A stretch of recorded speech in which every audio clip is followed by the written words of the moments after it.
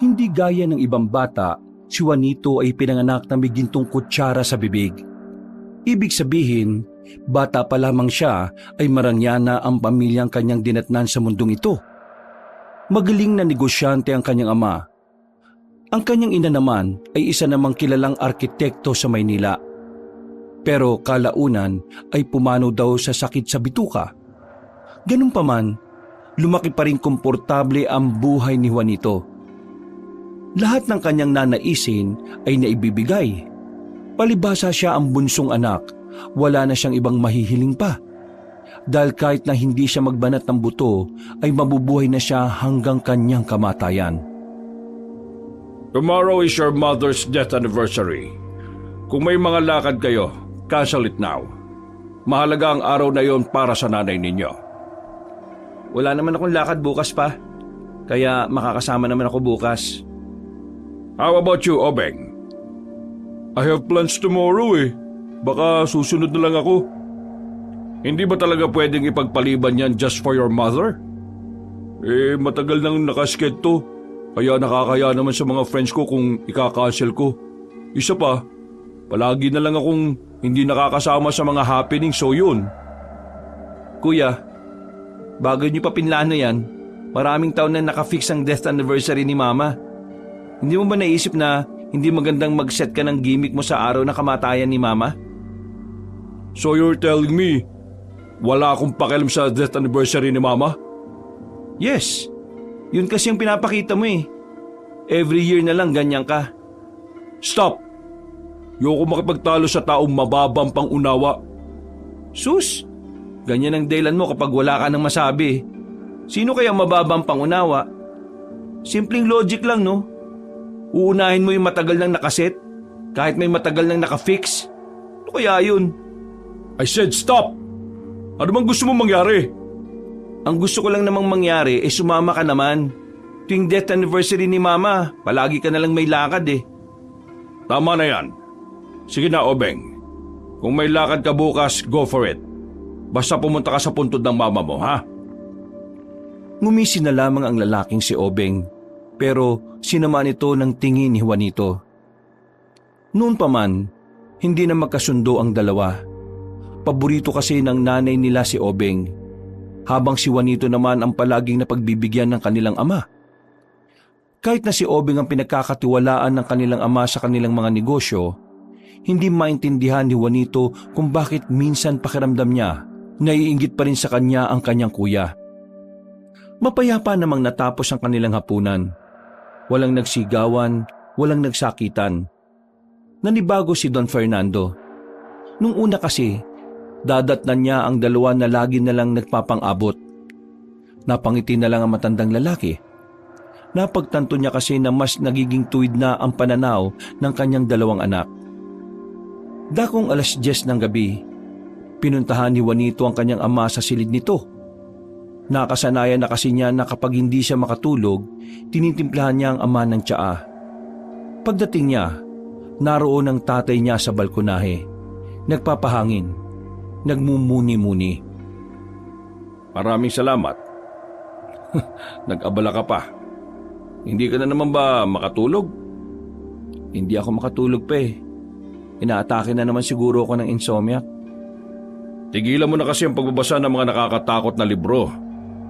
Bakit hindi ka na lang magbasa ng mga libro na may kinalaman sa pagninegosyo? Para kapag nawala ako balang araw, matutulungan mo ang kuya mo. Kayong dalawa lang naman kasi ang magmamana ng lahat ng meron ako eh. Huwag po kayo magsalita ng ganyan pa. Juanito, lahat ng tao sa mundong ito ay nawawala. Namamatay balang araw. Kaya dapat, handa ka na sa ganoong pangyayari. Isa pa, gusto kong sundan mo ang yapak ko kasi alam kong matalino ka. Siguro ngayon, wala ka pang interes sa pagdinegosyo kasi hindi pa ito ang panahon. Pero kapag dumating na ang tamang oras, mas magandang meron ka ng nalalaman. Wag niyo po sanang mamasamain pa. Pero bakit ba obsessed kayo sa negosyo? Natural sa isang negosyante na maging obses sa negosyo. Anak, ang isang tao, Dapat lang na obsesa kung ano man ang bagay na minamahal niyang gawin. Kasi doon sila mas uunlad. Doon nila mas mabubuo ang kanilang pagkatao. Ako bilang negosyante, mahal na mahal ko ang ginagawa ko. Kasi ito na ang buhay ko. Kapag may pumapasok na pera sa bangko ko, sumasaya ako. Kasi para yun sa kinabukasan nating lahat. Tungkol pala sa pera ang lahat kung bakit ka nagninegosyo. Natural, anak. Numero unong dahilan kung bakit ka magninegosyo ay dahil sa pera. Hindi laro ang negosyo na kailangan makahanap ka ng bagong kaibigan. Kailangan mo maging obses sa pera.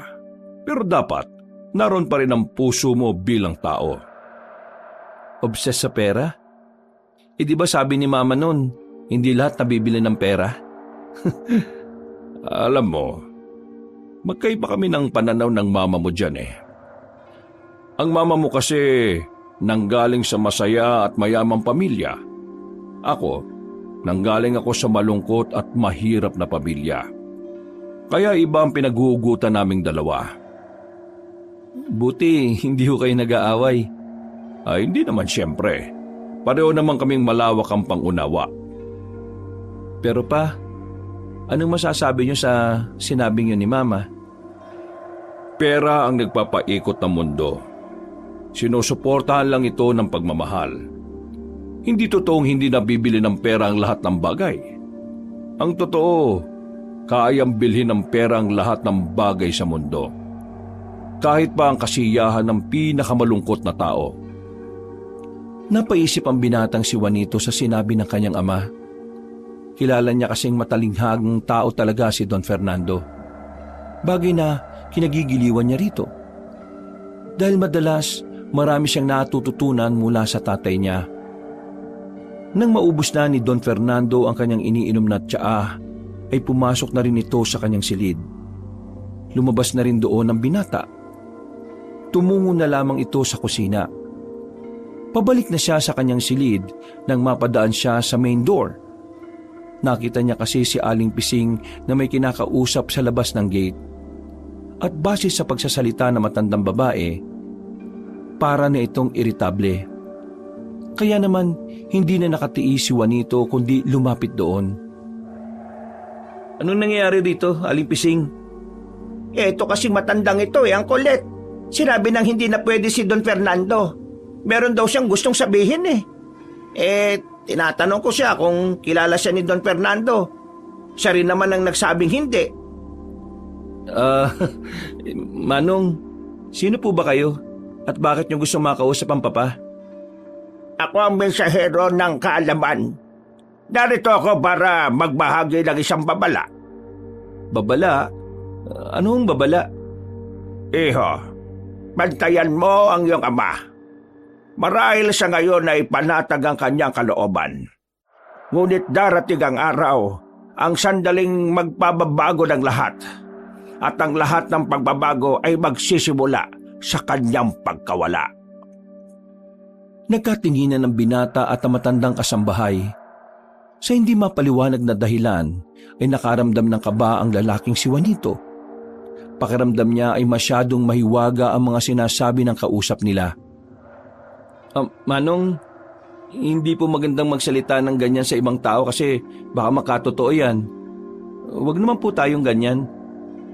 Ang mga sinasabi ko ay magkakatotoo kung inyong babaliwalain. Ngunit kung ito ay inyong pagtutuunan ng pansin, lalayo ang kapahamakan. Hay nako Manong, umalis ka na. Baka magalit pa sa amin si Sir Obeng kapag nakita kayo nakikipag-usap sa iyo. Isa pa, hindi ka rin naman namin maintindihan. Sinasayang mo lang ang oras ni Sir Juanito. And magpapahinga na siya. May paparating na kapahamakan, iho. Ingatan mo ang iyong ama. Kung hindi, kukunin siya na kadiliman. Marahang umatras sa matandang lalaki. Nakatingin pa rin yon sa kanya. Napapailing na lamang si Juanito nang maglakad na papalayo ang matanda. Huwag niyo na siyang intindihin, sir. Maraming nagsasabi sa palengke na may saltik daw yan sa utak eh. Nabaliw daw nung namatay ang asawa. Sa pagkakaalam ko, Adong ang pangalan niyan. Palagi ko kasing naririnig ang pangalan niya nitong mga nakaraang buwan eh. Kawawa naman pala yung pinagdaraanan niya. Kahit naman siguro sino, kapag nawalan ng minamahal sa buhay mababaliw din talaga. Isinarado na lamang nila ang gate. Pumasok na lamang si Juanito sa loob. Hindi na lang niya pinagtuunan ng pansin ang sinabi ng matandang lalaki. Kinabukasan, maaga siyang nagising para bisitahin ang mga manggagawa nila sa bukid. Kasakasama niya ang kanyang pinsan na si Agapito. Sa lahat ng kamag-anak niya, si Agapito lang ang pinagkakatiwalaan niya. Karamihan kasi sa mga kamag-anak nila ay pera lang ang habol sa kanilang ama. Oh, kumusta naman ang buhay sa Maynila? Kung makakumusta to, kala mo naman talaga sobrang tagal ko sa Maynila. Hoy, 3 araw lang ako doon, oh. Ano naman? Masama bang malaman kung anong naging buhay mo nun sa loob ng 3 araw? Sakto lang naman. Nakakaboring kasi wala naman akong kakilala doon eh. Pero masaya rin naman kasi maingay. Marami kang maririnig kabilang na yung mga ungol sa kabilang kwarto. Kakaiba kasi yung paupahan ni Tito eh. Akala mo hotel. Papasok silang masaya, lalabas silang pagod. Pero masaya pa rin. 3 araw ka lang ba talaga sa Maynila? Naayos mo na ba lahat ng pinagagawa ni Tito? Oo, naayos ko na lahat. Kaya baka hindi na rin naman ako bumalik doon. Tamang-tama. Naghahanap kasi si Papa na kasama ko magtrabaho sa bukid. Kilala mo naman ako. Hindi naman ako maalam sa ganung bagay eh. Kaya sabi ko sa kanya, baka pwedeng isama ka. Wala naman daw problema. Kaya ang iniisip ko ikaw, baka ayaw mo. Payag ako dyan, aba. Trabaho yan eh. At saka, meron akong karanasan sa bukid, no? Kaya tama lang na ako talagang pinili mo. Mabuti naman kung ganun. Ang hirap na kasing humanap ng tao mapagkakatiwalaan eh. Kaya tamang-tama na ikaw lang ang makakasama ko. Salamat naman at nagtitiwala ka sa akin. Si Kuya Obing lang naman ang walang tiwala sa akin eh. Nako, wag mo nang pansinin yun. Nakakainis nga yun eh. Uunahin pa talaga yung lakad nilang magkakaibigan mamaya kaysa sa death anniversary ni Mama. Hahabol na lang daw siya mamaya. Nakakainis, di ba? Ay, oo nga pala no. Death anniversary na pala ni Tita. Anong oras kayo pupunta ng sementeryo? Sama ako ah. Mamayang hapon pa naman. O sige, sama ako sa inyo. Hindi ko na kasi nadadalo ang puntod ni Tita eh.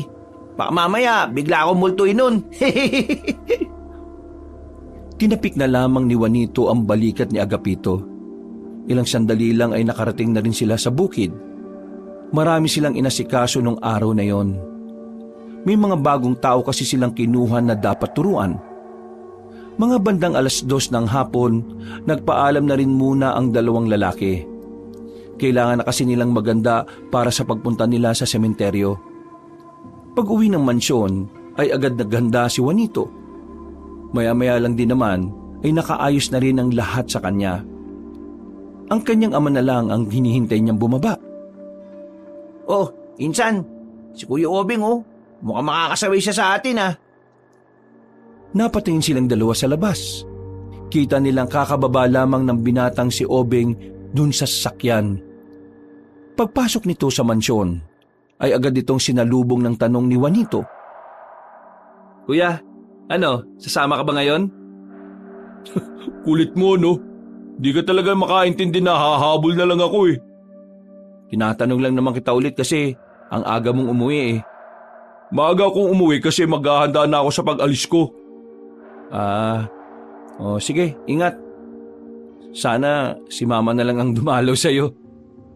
Ano sabi mo? Uy, baka naman mag-away na naman kayong dalawa ah. Huwag kang makialam dito ah, di ka kabilang. Huwag kang ganyan kay Agapito.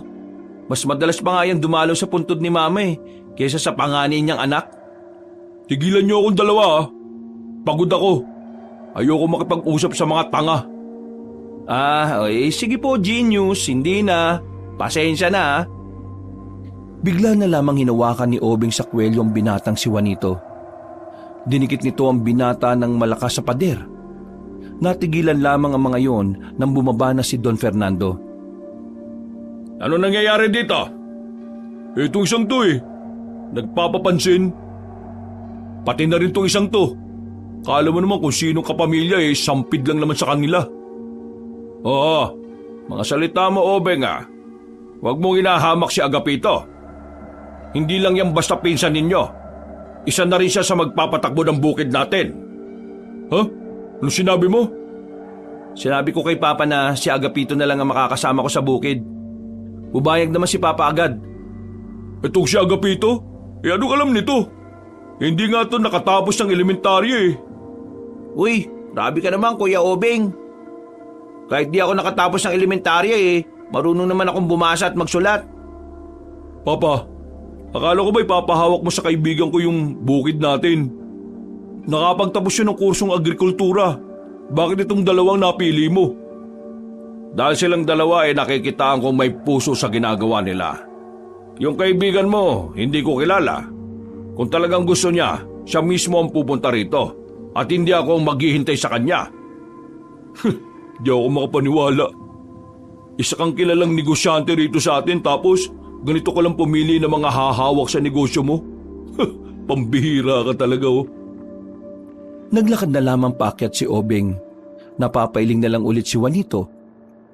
Paglapit ni Don Fernando, tinapik-tapik na lamang nito ang balikat ni Agapito. Ngumiti naman ng papilit ang binata. Maya-maya lang din ay umalis na rin sila sa mansyon.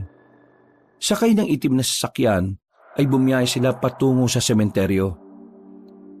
Kaunting lakad lang ay narating na rin nila ang puntod ng ina ni Juanito. Inilapag nila ang mga dalang bulaklak.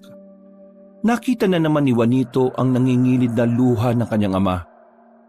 Kahit kasi matagal nang wala ang donya, pakiramdam nilang mag-ama ay kahapon lang nawala yon. Tita, nandito na po kami. Pasensya na po at nakisabay ako sa kanila Bakit ka naman nahingi ng pasensya? Nung nabubuhay pa si Mama lagi kang kanyang inuutusan Uy, huwag kang maingay. Baka mamaya sabihin ni tita na nagre-reklamo ako nun kapag inuutusan. Totoo naman nagre-reklamo ka Isang beses nga nakita kitang nagdadabog Ay, huwag ka rin maingay, tito. Baka multuin ako ni tita mamaya.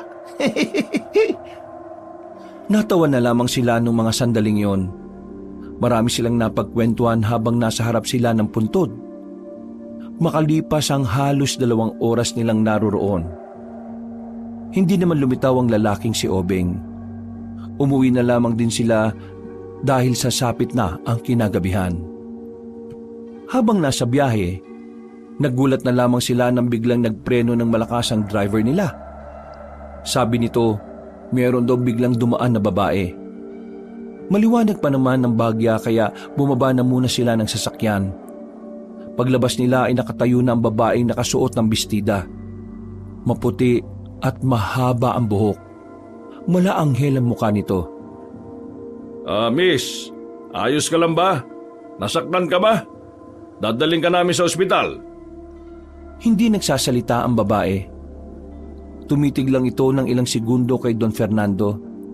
Sa halip na magsalita, bigla na lamang yung umalis. Sinubukan nilang habulin pero pumasok na lang bigla sa kagubatan. Pambira naman babae yun Siya lang ang nakita kong nabangga na tumakbo paalis Baka naman hindi natin siya nabangga. Kasi kung nabangga natin yon, hindi naman makakatakbo yun ng ganong kabilis. Pero ang weirdo lang Anong ginagawa ng babae sa ganitong uri ng lugar? Mukhang wala nang katao-tao rito Ipapahanap ko na lang siya sa mga kakilala kong pulis. Kailangan ko makasiguro na walang nangyari sa kanya. Kasi kung meron, baka malagot ako kung hindi ko siya napa-ospital. Sakay na uli sa sasakyan. Mang Imo, ingat na sa pagmamaneho ha! Bumalik na lamang sila sa sasakyan. Pero ng mga sandaling yon, hindi matahimik ang kalooban ni Juanito. Nagtataka kasi siya kung bakit parang bigla na lang niyang nakalimutan agad ang mukha ng dalaga.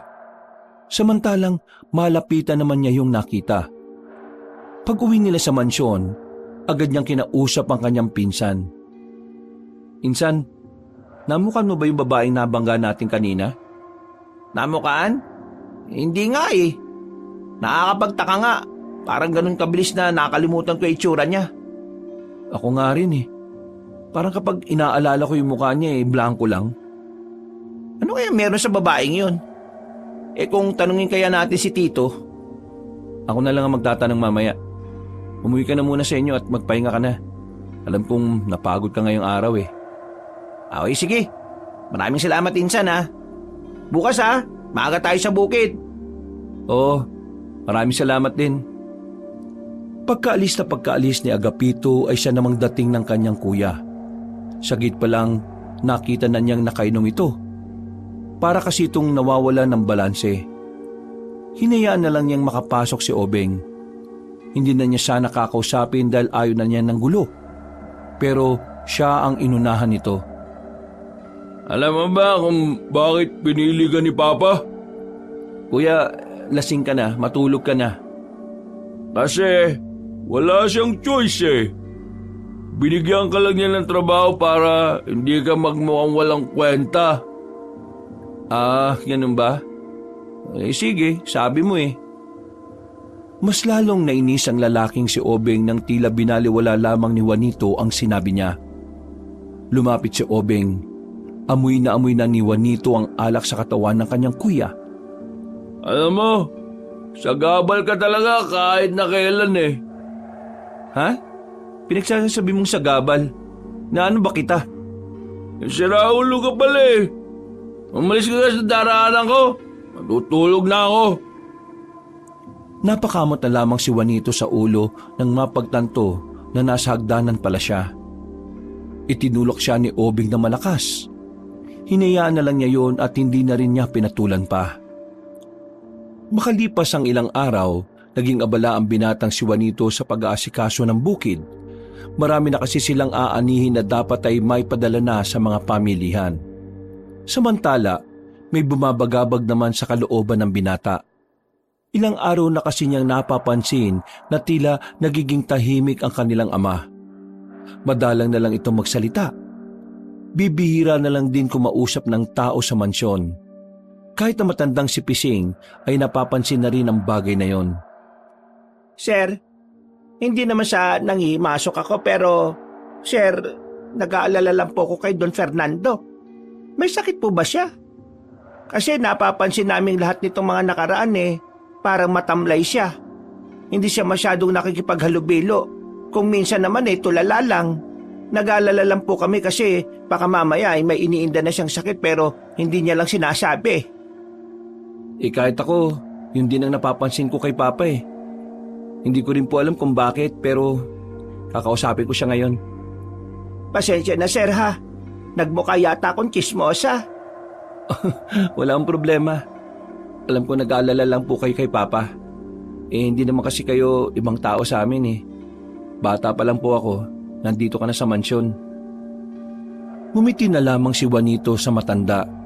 Pero ang totoo, nababahala na rin siya sa kinikilos ng kanyang ama. Mga ilang sandali pa, naisipan niyang magtimpla ng tsaa sa kanyang ama. Pinuntahan niya yon sa paboritong pwestuhan nito. Pagdating niya sa balkonahe ay naroon nga ang Don. Nakatingin lang ito sa malayo habang nagtatabako. Pa, nagtimpla po ako ng tsaa para sa inyo. Sige, ilapag mo dyan. Pa, may problema po ba kayo? Napapansin ko kasing parang ang tahimik ninyo eh. Mailap din kayo sa mga tao rito sa mansyon. May nangyari po ba? Pwede nyo na maikwento sa akin kung kailangan nyo ng makikinig. Wala naman akong problema. Naisip ko lang siya. Sino pong siya? Si Orpesa. Orpesa? Sino ho yun? Kailangan ko siyang makausap ulit. Pa? Nakikipagkita ka na ba sa ibang babae? Ikaw Tumingin sa kanya ng seryoso ang ama. Nakaramdam naman kasi ng pakailang si Juanito noong mga sandaling yon. Para kasing kakaiba ang tingin sa kanya ng ama. Tila ba sinasabi nitong hindi ito nakikipagbiruan. Kailangan ko siyang makita ulit. Kung hindi, baka mabaliw ako. Pa, sino ba kasi yung Orpesa na yan? At grabe ang epekto niya sa inyo. Kaibigan ba yan? Kakilala ba namin yan o ano pa man? Huwag ka nang magtanong. Ginugulo mo ang isipan ko. Natamimi ang lalaking si Juanito. Hindi niya kasi inaasahang tataasan siya ng boses ng kanyang ama, na dati ay hinding-hindi naman niya ito ginawa sa kanya. Marami pa dapat siyang nais itanong pero dahil sa nangyaring yon, nanahimik na lamang siya at nagpaalam. Iniwan niya ang kanyang ama na litong-lito ang utak niya. Wala siyang makuhang ideya kung bakit nagkaganon si Don Fernando. Napapaisip tuloy siya kung ano ba ang nangyari sa tatay niya sa mga nakalipas na araw. Anong sabi mo? Sinigawan ka ni Tito Fernando? Oo Nagulat nga rin ako kanina. Kilala mo naman si Papa, di ba? Hindi siya yung tipo ng tao na sisigawan ka kahit nagalit siya. Kahit nga minsan nagkasagutan sila ni Kuya Obeng, hindi siya nagtaas ng boses. Insan, tingin ko talaga may nagbago sa kanya Baka naman may nangyayaring hindi maganda sa mga negosyong hawak niya. Tingin ko naman wala. Kasi kung meron, isa ako sa kukontakin ng sekretary niya kung hindi siya makontak. Kailan pa ba ito nagsimula, Insan? Napansin ko yung pagiging ganito niya 3 araw matapos tayong may mabanggang babae. Parang palagi na lang siyang balisa. Kapag nakikita ko siya sa balkonahe, laging tulala. Malalim ang iniisip. May sinabi pa nga siyang pangalan ng babae kanina Orpesa daw. Orpesa? Bakit? May kilala ka bang ganyan ng pangalan? Wala. Ang weirdo nga ng pangalan Orpesa daw Yan ang pangalan. Kailangan niya raw makita ulit kasi kung hindi raw, baka raw ikabaliw niya. Hindi kaya nabati si Tito Fernando? Anong nabati? Yung parang napagdiskitehan ng mga maligno, engkanto o mga duwende. O baka nagayuma, hipnotismo. Parang ganun. Kung ipatingin kaya natin siya sa albularyo. Totoo ba yung mga ganyan? Wala namang mawawala kung susubukan natin, di ba? Anong walang mawawala? Tingin mo talaga papayag si Papa sa ganyan? Baka mamaya lalo lang siyang magbago Ay, oo nga pala Oobserbahan ko na lang muna siya. Kinabukasan ng umaga, maagang nagising si Juanito. Nasa hapagkainan siya mag-isa. Wala ang kanyang ama. Ang sabi ni Aling Pising, sobrang agang umalis ng Don. Maya-maya lang, biglang dumating ang kanyang kuya. Sumabay ito sa kanya sa pagkain pero hindi siya nito kinikibo. Kuya, may napansin ka ba kay Papa? Tumigil sa panguya si Obeng. Nagtataka kung ano na naman ang nais pag-usapan ni Juanito. Pero alang-alang sa kakarampot na kapayapaan na meron ng umagang yon, sumagot si Obeng na maayos. Anong napapansin? Kasi nung mga nakaraang araw, napapansin namin dito na nagbagong ugali ni Papa. Palagi siyang balisa, tulala. Parang ang lalim lagi ng iniisip. Kagabi nga, sinubukan ko siyang kausapin tungkol sa bagay na yun Gusto ko lang naman malaman kung ano bang problema niya. Pero nagulat ako. Nasigawan niya ako Ikaw? Sinigawan? Oo. The favorite son? Sinigawan? Kahit ako nga rin nagtaka. Kasi kahit sa'yo na lagi niyang nakakasamaan ng loob hindi ka naman niya din nasigawan noon, di ba? Kagabi lang talaga nagtaka ako. Wala ka bang ideya kung bakit? Kumusta ba yung mga hawak niyang negosyo? Hindi ba nakakaproblema? Nasa maayos na kalagayan ng mga negosyo niya. Wala akong nababalitaan na may problema. Kung meron man akong unang makakalam. May kilala ka bang Orpesa ang pangalan? Ha? Orpesa yung pangalan ng babaeng binanggit niya sa akin kagabi. Sinabi niya sa akin na kailangan niya makita si Orpesa. Kasi kung hindi raw Baka daw ikabaliw niya. Teka. Seryoso ba tong mga pinagsasasabi mo? Kuya, mukha ba ako nagbibiro? Just answer me kung seryoso o hindi. Seryoso yung sinasabi ko. Bakit naman ako gagawa ng kwento tungkol kay Papa? Paanong nagbago yung ugali niya?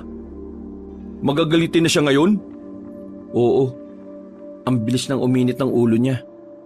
Tingin ko, dahil dun sa hindi niya makita yung babaeng sinasabi niya eh. Baka may kinababaliwan ng babae si Papa. Tingin ko, may ibang nangyayari sa kanya. Paano may ibang nangyayari? Yang sabi kasi ni Agapito, baka raw nagayuma o nahipnotismo. O baka naman naingkanto o namaligno. Katarantaduhan. Nagsasasabi niya. Hindi totoo yun. Ang isipin mo ay kung sinong kinababaliwan ng tatay natin. Baka mamaya bigla magbagong isip niyan at sa iba na ipamana ang lahat ng mga yaman niya. Seryoso ka ba? Kaya ba na agad nang naisip mo kahit na ganun ang nangyayari sa kanya? Mas maganda nang sigurado tayo sa mga anak niya mapupunta ang lahat. Papayag ka ba na biglang may eepal sa buhay natin tapos tayo biglang itsapwera? Pambihira ka talaga oh. Basta ako, si Papa munang iniisip ko. Kailangan natin malaman kung sino yung Orpesa na yan. Baka mamaya may masamang pakay lang yan sa tatay natin eh. Sobrang bait pa naman ni Papa. Napakadaling utuin. Nung umagang yon, magaan ang kalooban ni Juanito. Yung kasi ang unang pagkakataon na nagkaroon sila ng pag-uusap ni Obeng nang hindi nagbabangayan. Pakiramdam niya, nagkaroon sila ng matinong pag-uusap. Sumunod na lamang siya sa bukrin para mag-asikaso. Naging abala siya noong mga oras na yon. Bandang hapon, kung kailan tapos na ang trabaho, nakita nila si Don Fernando na nakatanaw sa kanila. Nasa bungad lamang yon ng bukid. Insan, si Tito Fernando oh. Ang layo nga ng tingin niya eh. Parang hindi naman siya dito nakatingin. Lapitan mo kaya? Binitiwan sandali ni Juanito ang mga gamit na hawak niya. Nilapitan niya ang ama. Tumingin din naman ito sa kanya ng may ngiti. Sa mga sandaling ito, buong akala ni Juanito ay nagbalik na ang dating ugali ni Don Fernando. Ginanahan siya. May kung anong saya ang nabubuhay sa kanyang kalooban. Kumusta naman ang trabaho niyo rito, anak? Ayos naman po pa. Medyo marami-rami na rin pong naani. At nabungkal na rin namin yung lupa sa banda doon. Mabuti naman kung ganon. Pa, mukhang ayos na ulit ang mood ninyo ah. Well, good mood na ako ulit. Mabuti naman kung ganon pa. Mamaya kasing gabi, makikipagkita sa akin si Orpesa. Masaya akong makita siya ulit. Nawala ang ngiti ni Juanito nang marinig ang sinabi ng kanyang ama. Buong akala niya kasi ay nakabalik na sa dating ugali si Don Fernando. Pero mas lalo lang siyang naguluhan sa kinikilos nito. At habang tumatagal, nahihiwagaan na siya sa babaeng binabanggit ng kanyang ama. Pero nung mga oras na yon, hindi na lamang siya nagsalita. Hinayaan na lamang niya si Don Fernando. Ayaw niyang sirain ang magandang mood ng matanda. Kaya naisip niyang sakyan na lamang kung anuman ang nagpapasaya rito. Pa, pwede ko rin bang makilala si Orpesa? Hindi pwede. Yun lang ang naging sagot ng matandang lalaki. Naglakad na ito paalis. Sinenya siya ng driver at saka pumasok sa loob ng sasakyan. Oh, anyari, Insan? Nakangiti na siya kanina eh. Akala ko bumalik na siya sa dati. Pero nagulat lang ako. Bigla na naman niyang binanggit yung pangalang Orpesa. Masaya siya ngayon. Kasi makikipagkita raw sa kanya yung babae. Alam mo, habang tumatagal, kinikilabutan na ako kay Tito eh. Parang naging ibang tao talaga siya. Tingin ko, dapat na talaga natin siyang mapatingin. Insan, iba na talaga ako tub ko eh. May alam ka bang makakatulong sa atin? Wala eh. O kita mo na. Pero pwede naman tayo maghanap sa bayan o sa ibang baryo. Baka may albularyo dun. Napatingin silang dalawa sa isang matandang lalaki na biglang lumapit sa kanila. Hindi naman madungi sa matanda. Maayos naman ang pananamit. Nakilala rin ni Juanito ang mukha nito dahil minsan itong nasa harapan ng mansyon. Nagsisimula ng kumagat ng kamandag ng kadiliman. Kung hindi agapan, ay magdudulot ng kapamakan. Binaliwala ang mga babala, kaya maghahari na ang kasamaan. Manong, ano bang pinagsasasabi nyo? Pabayaan mo lang. Ang sabi ni Aling Pising, may problema daw yan sa pag-iisip. Kaya naman pala eh. Pero magaling siyang tumugma. Ako si Mang Adong, ang nilalang nakilala ang pagkadunong. Kung nais nyo ng aking tulong, ako ay darating sa inyong silong. Manong, ayos lang naman po kami. Kung gano'n aalis na ako. Paalam mga bata.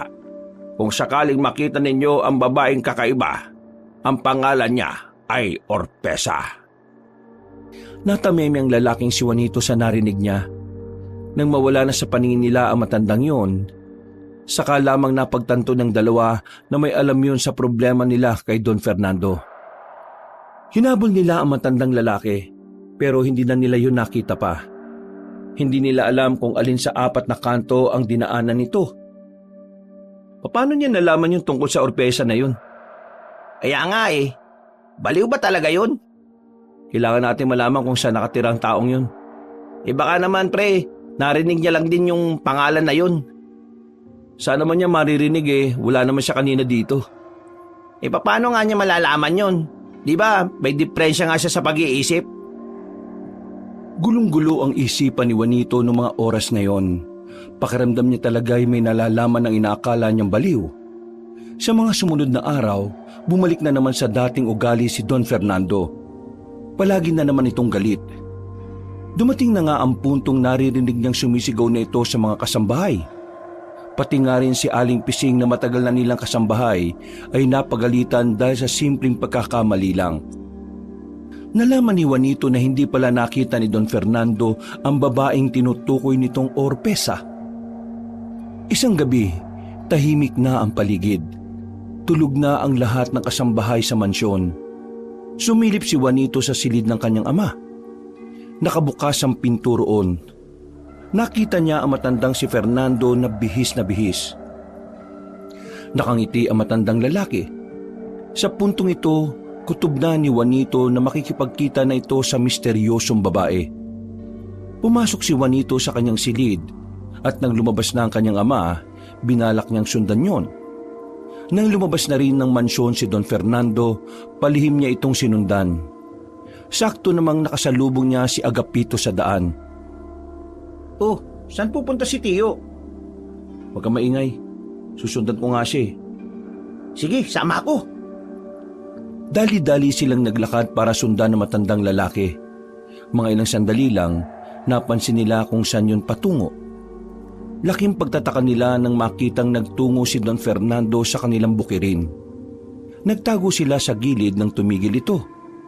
Patingin-tingin sa paligid na parabang merong itong hinihintay.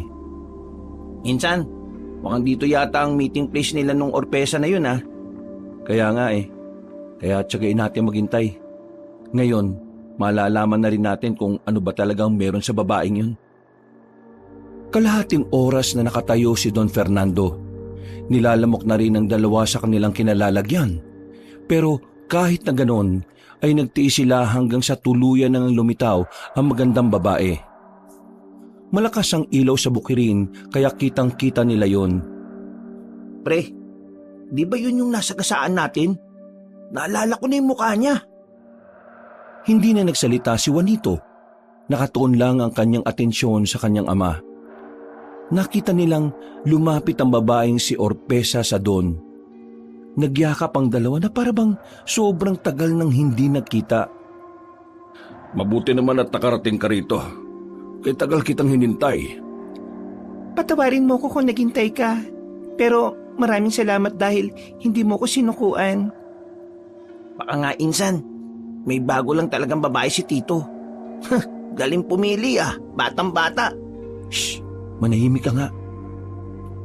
Sumama ka na sa akin. Saan tayo pupunta? Sa mundo na tayo lang ang nakakaalam. Pero papaano ang mga anak ko? Isasama rin natin sila sa tamang panahon. Sige, sasama na ako sa iyo. Nang makita nilang papaalis na ang mga yon, bigla na lamang lumabas si Juanito para pigilan ng dalawa. Salubong ang kilay ni Don Fernando nung lumingin yun sa kanila. Papa, bakit nasasama sa kanya? Juanito, huwag kang makialam dito. Desisyon ko ito bilang ama ninyo. Hindi mo naman kilala yan eh. Nagkakamali ka. Matagal na kaming magkakilala. Ngayon lang kami ulit pinagtagpo ng tadhana. Siya dapat ang mapapangasawa ko noon, pero hindi yun nangyari. Hoy, babae! Anong ginawa mo sa tatay ko? Bakit parang wala na to sa sarili niya? Wala akong ginawa sa kanya.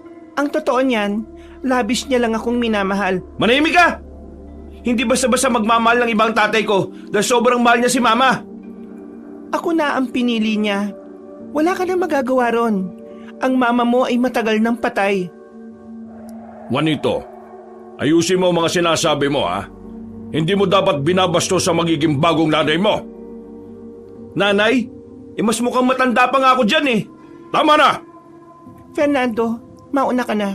Susunod ako sa'yo. Kakausapin ko lang itong anak mo. Susundan sana ni Juanito ang kanyang ama, pero humarang sa kanya si Orpesa. Hinawakan siya nito sa braso at saka tinulak ng malakas. Nagulat ang binata. Tumalsik kasi talaga siya pabalik kay Agapito. Kahit ang kanyang pinsan ay nanlalaki rin ang mga mata sa nasaksihan. Hindi niya na siya makukuha sa akin. Hindi na! Napayakap na lang si Agapito kay Juanito nang makita nilang nagbago ang anyo ng babae. Pumangit ito. Nanlilisik ang mga pulang mata. Kumulubot ang balat. Sa takot nila, wala silang nagawa.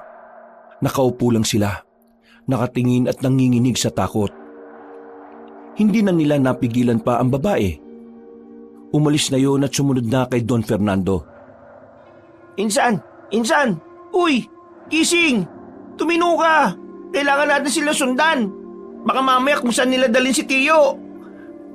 Natauhan ng lalaking si Juanito na makatikim ito ng sampal kay Agapito. Kumuha sila ng itak na nasa kubo. Sinundan nila ang direksyon na dinaanan ni Orpesa. Pero hindi pa sila nakakalayo, bigla na lamang lumitaw ang babae at kinalmot si Juanito sa balikat. Napaatras agad sila. Insan!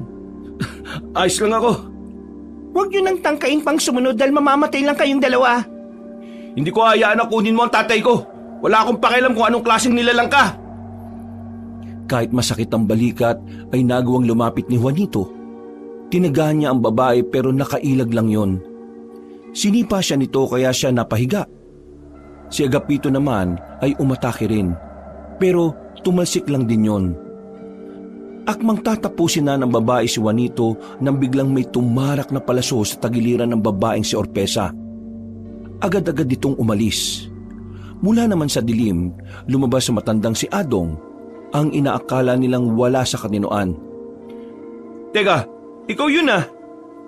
Dito lang kayo. Babalikan ko kayo. Hahabulin ko lang siya. Tumakbo ito ng mabilis na para bang hindi ito matanda. Naiwan naman ng dalawa sa kanilang kinauupuan nang nagtataka. Nawiwindang sila sa mga nangyayari. Nagsasabay-sabay ang mga kaganapan na nagpapagulo ng kanilang utak. Ilang minuto lang, muling nagbalik si Mang Adong. Hindi ko na sila inabutan. Ang papa, saan niya dinala? Hindi pwedeng makuha niya ang papa ko. Wala na tayong magagawa sa ngayon. Kailangan natin kumalma para makapag-isip na maayos. Kailangan natin ng paraan para mahanap kung saan nakatira ang aswang na yon. Ano? Aswang? Teka. Tama palang inala ko. Aswang pala yung babaeng yun. Siya si Orpesa. Isang sinaunang aswang. Malakas, mabangis at mapanlinlang. Matagal ko na siyang hinahanap. Sino ka ba talaga? Sumama kayo sa bahay ko. Gagamutin ko yung sugat mo at doon ako magpapakilala na maayos. Ikaw, iho, alalayan mo ang kasama mo. Tinulungan ni Agapito ang lalaking si Juanito. hapding-hapdi na ito nang makarating na sila sa bahay na matanda. Isa itong simpleng bahay na may malawak na bakuran. Sa labas pa lang, marami nang nakasabit na borloloy. Pagpasok nila sa bahay, agad na inihiga si Juanito. Inalalayan ito at sinimulang linisin ang sugat na natamo mula kay Orpesa. Halos maihis-hapdi ang binata dahil sa mga gamot na ibinudbud doon. Tama ba yung mga nilalagay mo? Sobrang sakit eh. Nagdududa ka ba kasi akala nyo baliw ako? Oo, nung una patula-tula ka pa kasi. Tapos matino ka naman pala. Bakit po ba kayo nagpapanggap na baliw? Kuwang-kuha nyo kasi, bagay po eh. Kinailangan kong gawin yon para sa taktikang naiisip ko. Matagal ko na kasi ginahanap si Orpesa. Hindi ko kasi siya nagawang patayin nung unang beses na nagkita kami. Pero napuruhan ko na siya noon. Mula noon, mahirap na siyang magpakita. Kaya naisip ko na magpanggap na baliw para sakaling makampante siya at lumitaw. At hindi nga ako nagkamali. Matagal na kayong pumapatay ng aswang? Oo, matagal-tagal na rin. Ang totoo niyan, hindi naman talaga ako taga rito eh. Ilang buwan pa lang ako namamalagi rito kasi nakatanggap ako ng balita na meron daw nakitipuhan dito si Orpesa. Bakit niya kinuha yung tatay ko? Ano motibo niya? Malinaw naman ang motibo niya. Gusto niya ang tatay mo. Pero matanda na si Papa. Bakit siya? Pwede naman si Agapito. Uy, insan naman. Dinamay mo pa ako eh. Patanda na rin naman si Orpesa. Mukha lang siyang bata dahil sa kakayahan niyang makagamit ng mga ritual na may kinalaman sa pagtanda. Ang tatay mo, mukhang ginamitan niya ng itim na ritual. Maaring gayuma o hipnotismo. Manong, si Tio Fernando lang bang pakay niya rito sa baryo namin? O baka may iba pa siyang balak? Di ko sigurado. Pero sa ngayon, parang siya lang ang pakay ng babaeng yon. Ang hindi ko alam kung saan siya naglulungga. Mang Adong, tulungan mo kami maibalik si Papa oh. Siya na lang po meron kami ni Kuya eh. Tutulungan ko naman talaga kayo. Basta tulungan nyo rin ako sa misyon na ito. Kailangan kong mapaslang ang babaeng aswang na yon.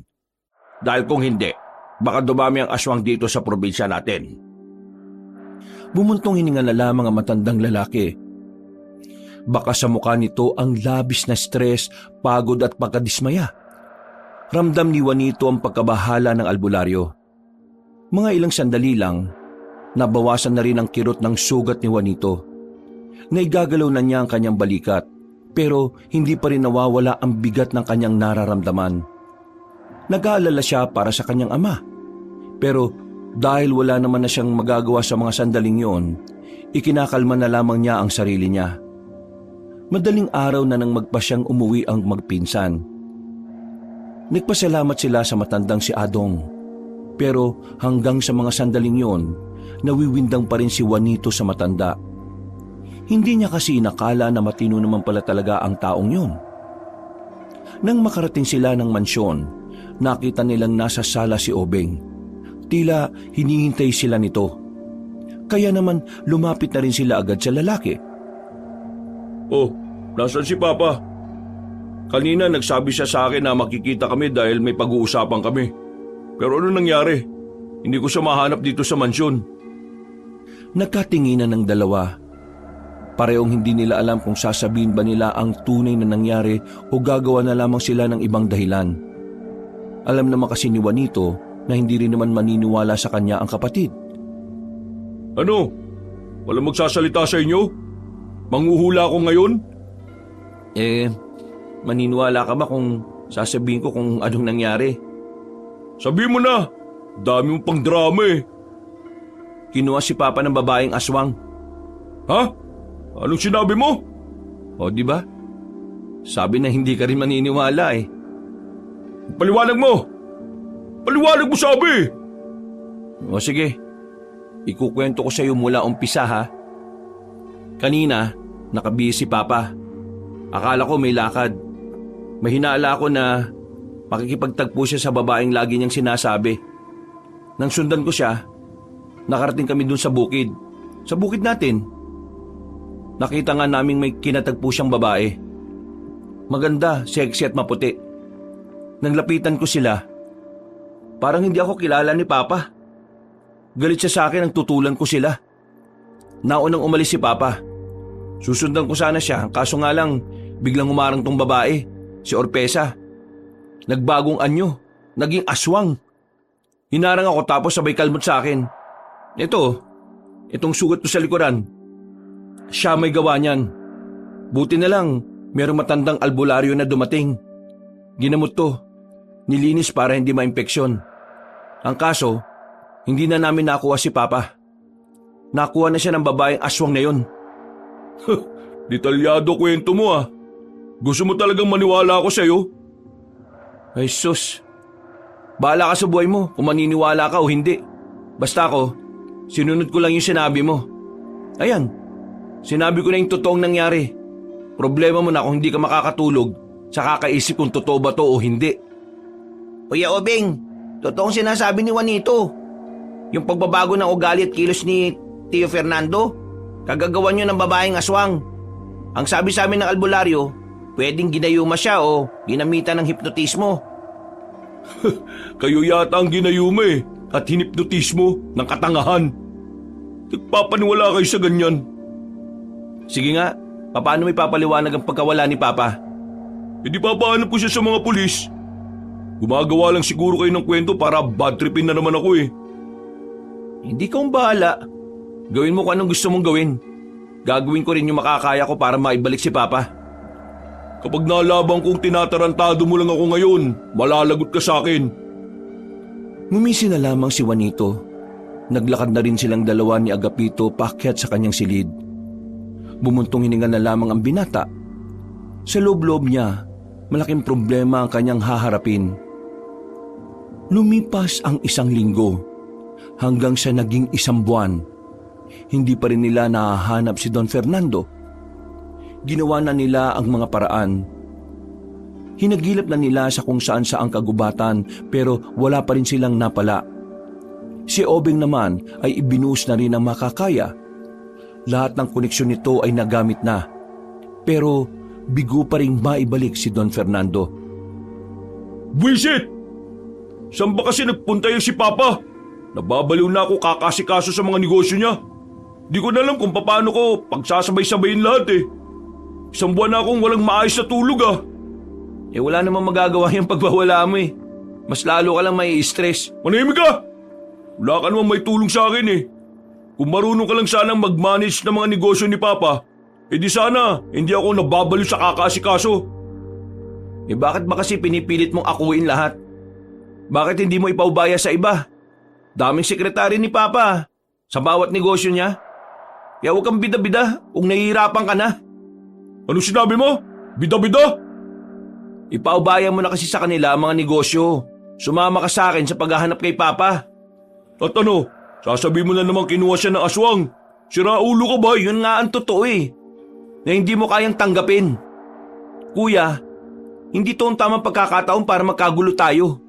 Kailangan natin magkaisa para maibalik sa atin si Papa. Habang lumilipas ang panahon na wala siya sa tabi natin, mas lumalaki ang tsansa na nasa panganib ang buhay niya. Hindi to simpleng kidnapping lang. Aswang ang may hawak sa kanya. Paano kung kainin siya ng aswang na yon? Ay nako, masakit ang ulo ko sa'yo. Hindi nga ako naniniwala na may aswang. Hindi to tungkol sa paniniwala mo. Tungkol to sa totoong nangyari. Aswang ang kumuha kay Papa. Itigil mo na yung ego mo. Kung wala tayong pagkakaisa, hindi na natin may babalik ang tatay natin. Natahimik si Obeng. Napaupo na lamang ito sa sofa. Napapabuntong hininga at napapasabunot sa sariling buhok. Si Juanito naman, kalmado, pero mahahalata sa mukha nito ang pagiging pagod. O sige, sabihin na nating totoo ang aswang ang kumuha sa kanya. Ngayon, paano mo malalaman kung saan dinala si Papa?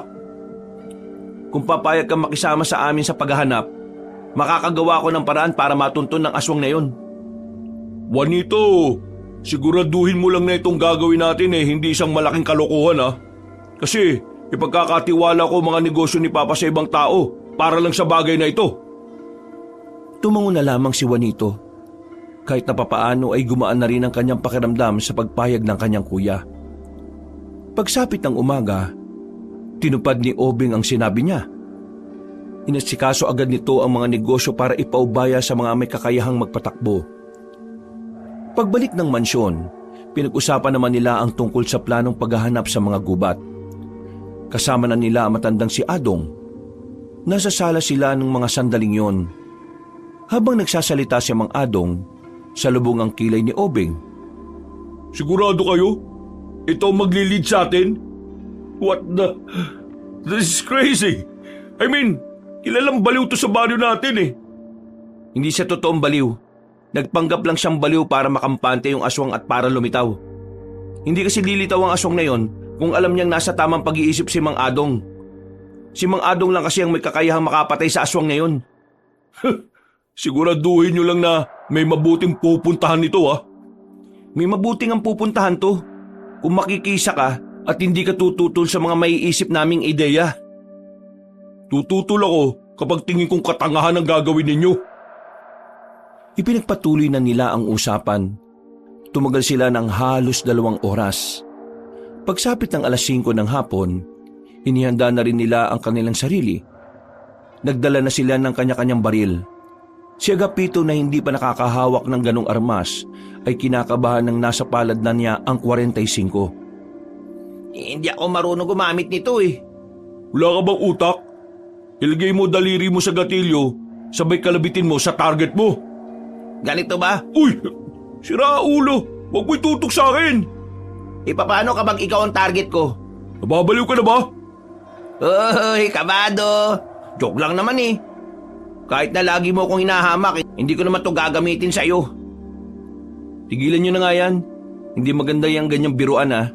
Lalo na nasa mahalagang misyon tayo. Huh, what a big word! Misyon! Akala mo talaga kung sinong adventurous person. Kung patuloy ka lang na magsasalita ng walang kakwenta-kwenta, mabuti pang umalis ka na lang. Hindi ka nakakatulong. Nanahimik bigla si Obeng. Tila nakaramdam ito ng pagkapahiya. Sa kanilang pagpapatuloy, may nadaanan silang isang lumang bahay na yari sa bato. Hindi na muna sila lumapit doon. Naunang naglakad si Mang Adong para inspeksyonin ang bahay.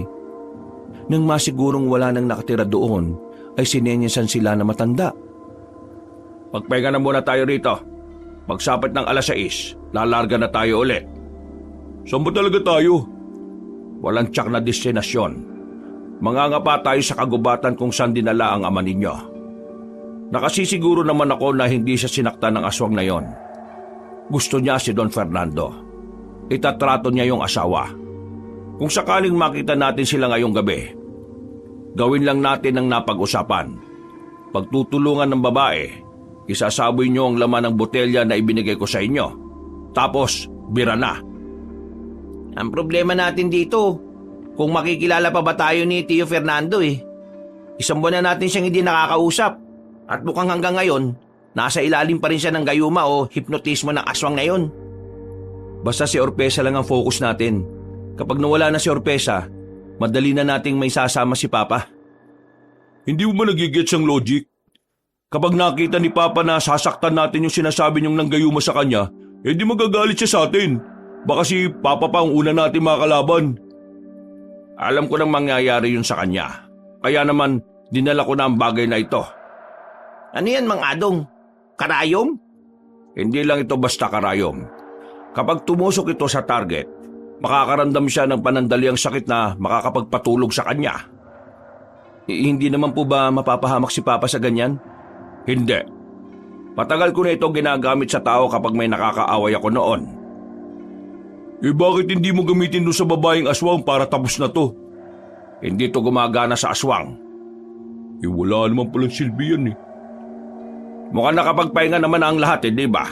Tara na at magpatuloy na tayo. Muli nilang nilakbay ang kagubatan. Nang sumapit na ang gabi, ay inilabas na nila ang malaking flashlight na kanilang daladala. Masukal ang kanilang dinaraanan. Masyado ng liblib. Nagtataasa ng mga puno kaya hindi man lang umaabot ang sinag ng buwan sa kalupaan. Ang mga huni ng hayop sa paligid ay nakakadagdag ng kaba para kay Juanito. Tila may masama kasing pinapahiwatig ang mga yon.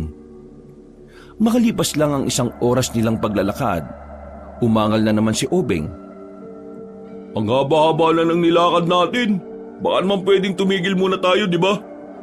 Alam mo Kuya Obeng, ang laki-laki mong tao pero ang lakas mong umangal. Kinakausap ba kita? Inaantala mo lang kasi yung paglalakbay natin eh. Tama na yan. Sige na, magpahinga na muna tayo. Sige, dito lang kayo. Oh, saan kayo pupunta mga adong? I-check ko lang tong area na ito. Babalik agad ako kapag wala ko napansin na kakaiba. Kapag 10 minuto na wala pa ako, sundan niyo ako kung saan direksyon ako dumaan, ha? Tumango na lamang si Juanito. Umupo na muna sila sa nakatumbang puno. Habang nagpapahinga, ay inilabas nila ang mga baon nilang pagkain. Kalmado ang mga sandaling yon, kaya sinamantala na nila ang pagkakataon para lamnan ang kanilang tiyan. Kuya, naalala mo ba yung sinabi sa atin ni Mama dati? Dami-dami niyong sinabi. Iisa-isayin ko ba kung alin doon? Yung kahit na anong mangyari, dapat tayong dalawa lang ang magkakampi. Sus! Drama na naman. Nakakairita ka eh. Kuya Obeng, huwag ka na magpanggap. Alam naman namin na mahal mo rin si Don Fernando. Kaya ka naririto. Pinipilit mo lang itago kasi akala mo makakabawas sa kaangasan mo kapag nalaman naming papas boy ka rin. Hinihingi ba ang opinyon mo? Tandaan mo, pwedeng magbigay kahit walang nanghihingi. Papagbigay na tawang tawag sa ganon. Kuya, total nandito naman na tayo at wala tayong kasiguraduhan kung makakabalik pa tayo ng buhay. Gusto ko na lang malaman kung bakit parang galit ka sa mga magulang natin. Tuwing death anniversary ni Mama, hindi ka nakakapunta. Kung makakapunta ka man, saglit lang. O kaya, umabol ka lang. Kapag birthday naman ni Papa, lagi kang wala. Ano bang problema mo sa kanila? Gusto mo talaga malaman kung anong problema ko? Oo naman. Para naman naiintindihan din kita. Madalas kasing nakakainis ka sa inuugali mo eh. Kasi hindi ko alam kung saan ka humuhugot. Galit ako sa kanila kasi hindi ko maintindihan kung bakit nila ako nilagay sa isang lugar na ayaw ko. Hindi ko gusto maging negosyante. Ang gusto ko, maging doktor. Pero wala. Sila ang nasunod. At ngayon, ako ang halos mabaliw-baliw sa mga iniwan niya. Hindi ko na magagawang maging masaya dahil ako ang nape-pressure sa lahat. Habang ikaw, tamang tambay ka lang sa mansyon. Tamang lakad sa bukid. Chill-chill like a boss. Eh ako, hindi ko man lang magawang makapaglandi. Magkaroon ng kasintahan. Kasi ang dami kong dapat na gawin. Nakikita mo ba kung gaano ka-unfair ang mga magulang natin? Hindi. Kasi ikaw naman ang nagbe-benefit sa ganung ugali nila eh. Pero, alam mo ba ang totoo kung bakit ikaw ang nilagay nila sa ganung posisyon?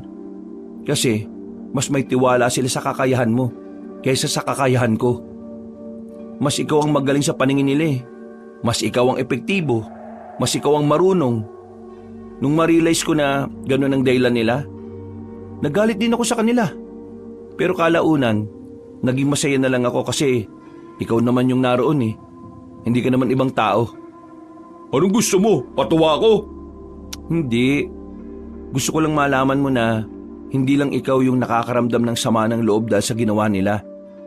Hanggang ngayon nga, nagtatampo pa rin ako eh. Pero, hindi na kasi ito yung tamang oras para pairalin ko yung tampo ko. Mas lalong hindi makakabawi si Papa sa atin kung hahayaan na lang natin siyang makuha ng aswang na yun. Isang malalim na paghinga ang ginawa ni Obeng. Hindi na ito pumalagpa. Tila napagtanto rin nito ang mga bagay-bagay na hindi nito maintindihan noon. Pero ang madamdaming usapan na yon ay natigil ang mapansin nilang napapatagal na si Mang Adong. Naalarma na sila. Agad silang kumilos para puntahan ang direksyon na dinaanan na matanda. Mga ilang sandali pa, inabutan nila si Mang Adong na nagtatago sa gilid ng punong bayabas. Meron itong sinisilip sa likod ng makapal na halaman. Mang Adong, akala namin nilapa ka na ng aswang eh. Shh! Patayin niyo yung mga ilaw ninyo. Baka may makaalam na nandito tayo. Ano bang sinisilip mo dyan, Mang Adong? Marahan nilang hinawi ang halaman at doon ay nakita nila ang isang bahay na may liwanag. Maayos ang bakuran, indikasyon lamang na merong naninirahan doon. Sa hindi maipaliwanag na dahilan, nakaramdam na ng kaba ang binata.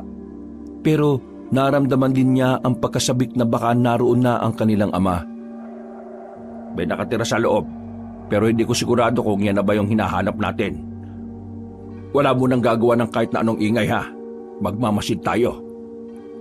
Halos kakalahating oras din silang tumambay doon. Maya-maya pa, nakita nilang may isang pamilyar na imahe ng matandang lalaki ang lumabas mula sa bahay. May dala-dala itong balde.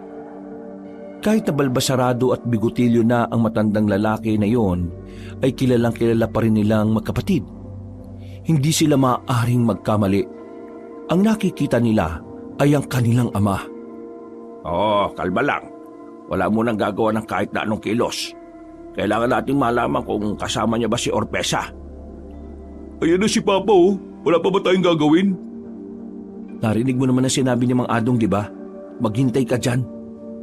Hindi tayo pwedeng magpadalos-dalos. Hintayin nating lumabas ang babae.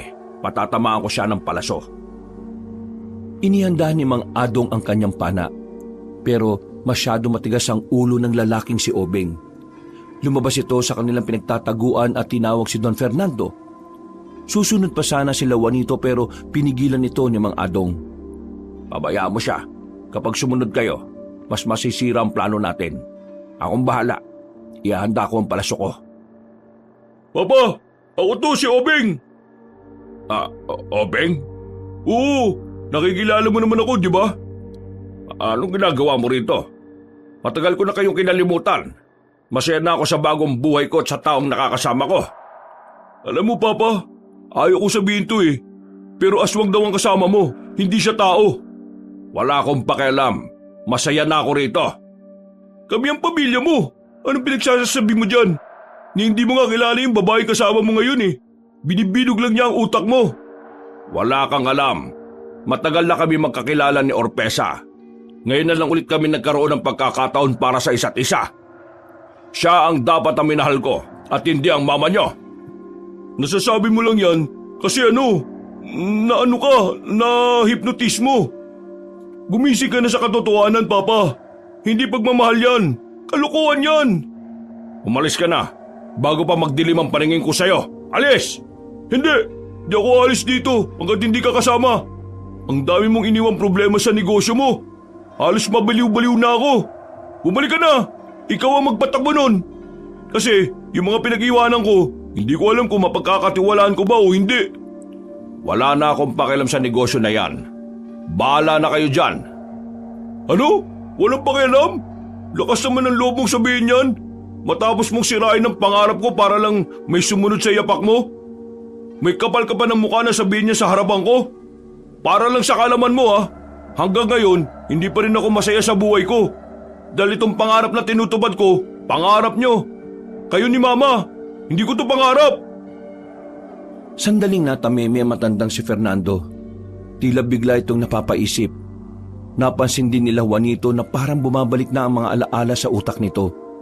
Pero bigla na lamang lumabas ang babaeng si Orpesa. Nakatabi ito kay Don Fernando kaya hindi ito magawang panain ni Mang Adong. Anong kaguluhan to? Sino ka? At bakit mo sinisigawan ng asawa ko? Kapal ng mukha mo. Anong asawa? Ang nanay ko lang ang asawa ng taong yan. At hindi ang kagaya mo. Fernando, sino bang taong to? Anak ko siya sa una kong asawa. Hindi ko alam kung bakit yan nandito. Ang kulit eh. Pinipilit akong sumama sa kanya. Ayaw ko na nga sa kanila. Kung sino ka man, umalis ka na.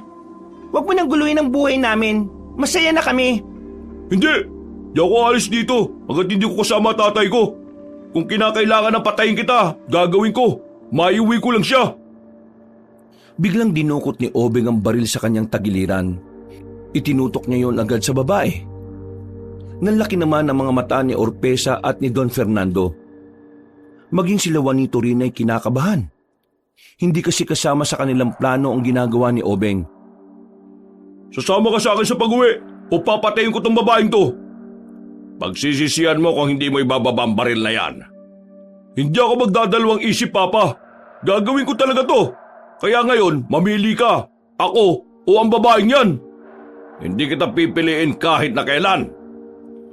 Nang kakalabitin na sana ni Obeng ang gatilyo, ay biglang nagbagong anyo ni Don Fernando. Kinagulat nilang lahat yon.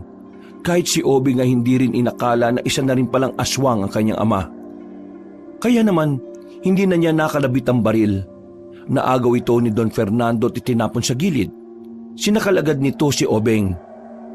Sinasabi ko naman sa iyo na magsisisi ka sa ginagawa mo!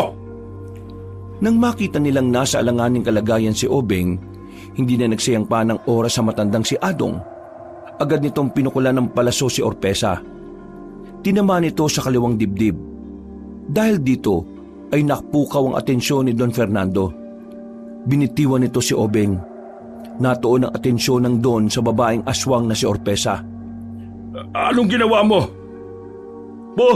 Sabog ka ba? Baril ang hawak ko kanina, hindi pana. Hindi akong gumawa niyan, no? Sinuyod ni Don Fernando ang paligid at sa hindi malamang dahilan ay nalaman nito kung saan nagtatago sila Juanito.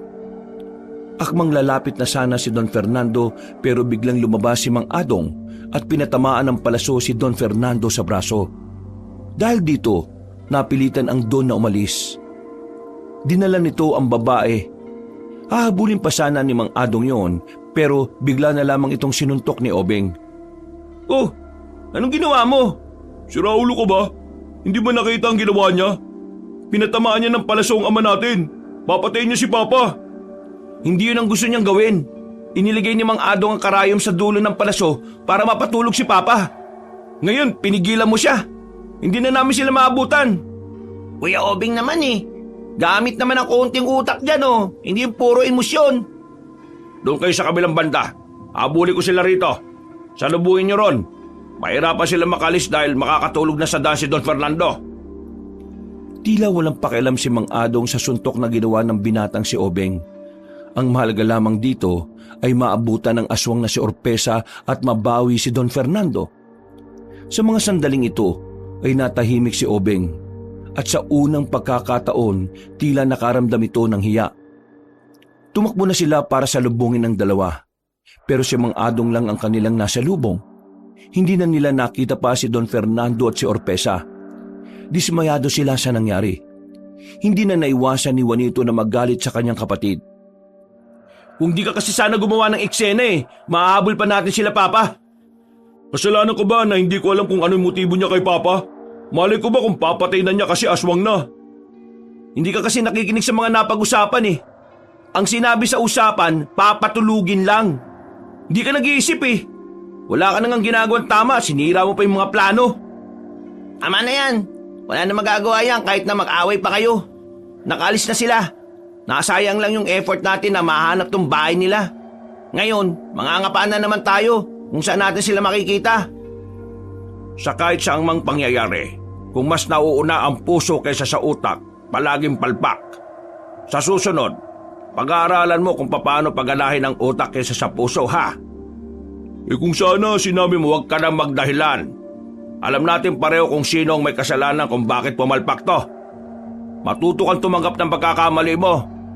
Hindi yung nagtuturo ka ng kasalanan sa iba. O ngayon, anong gagawin natin?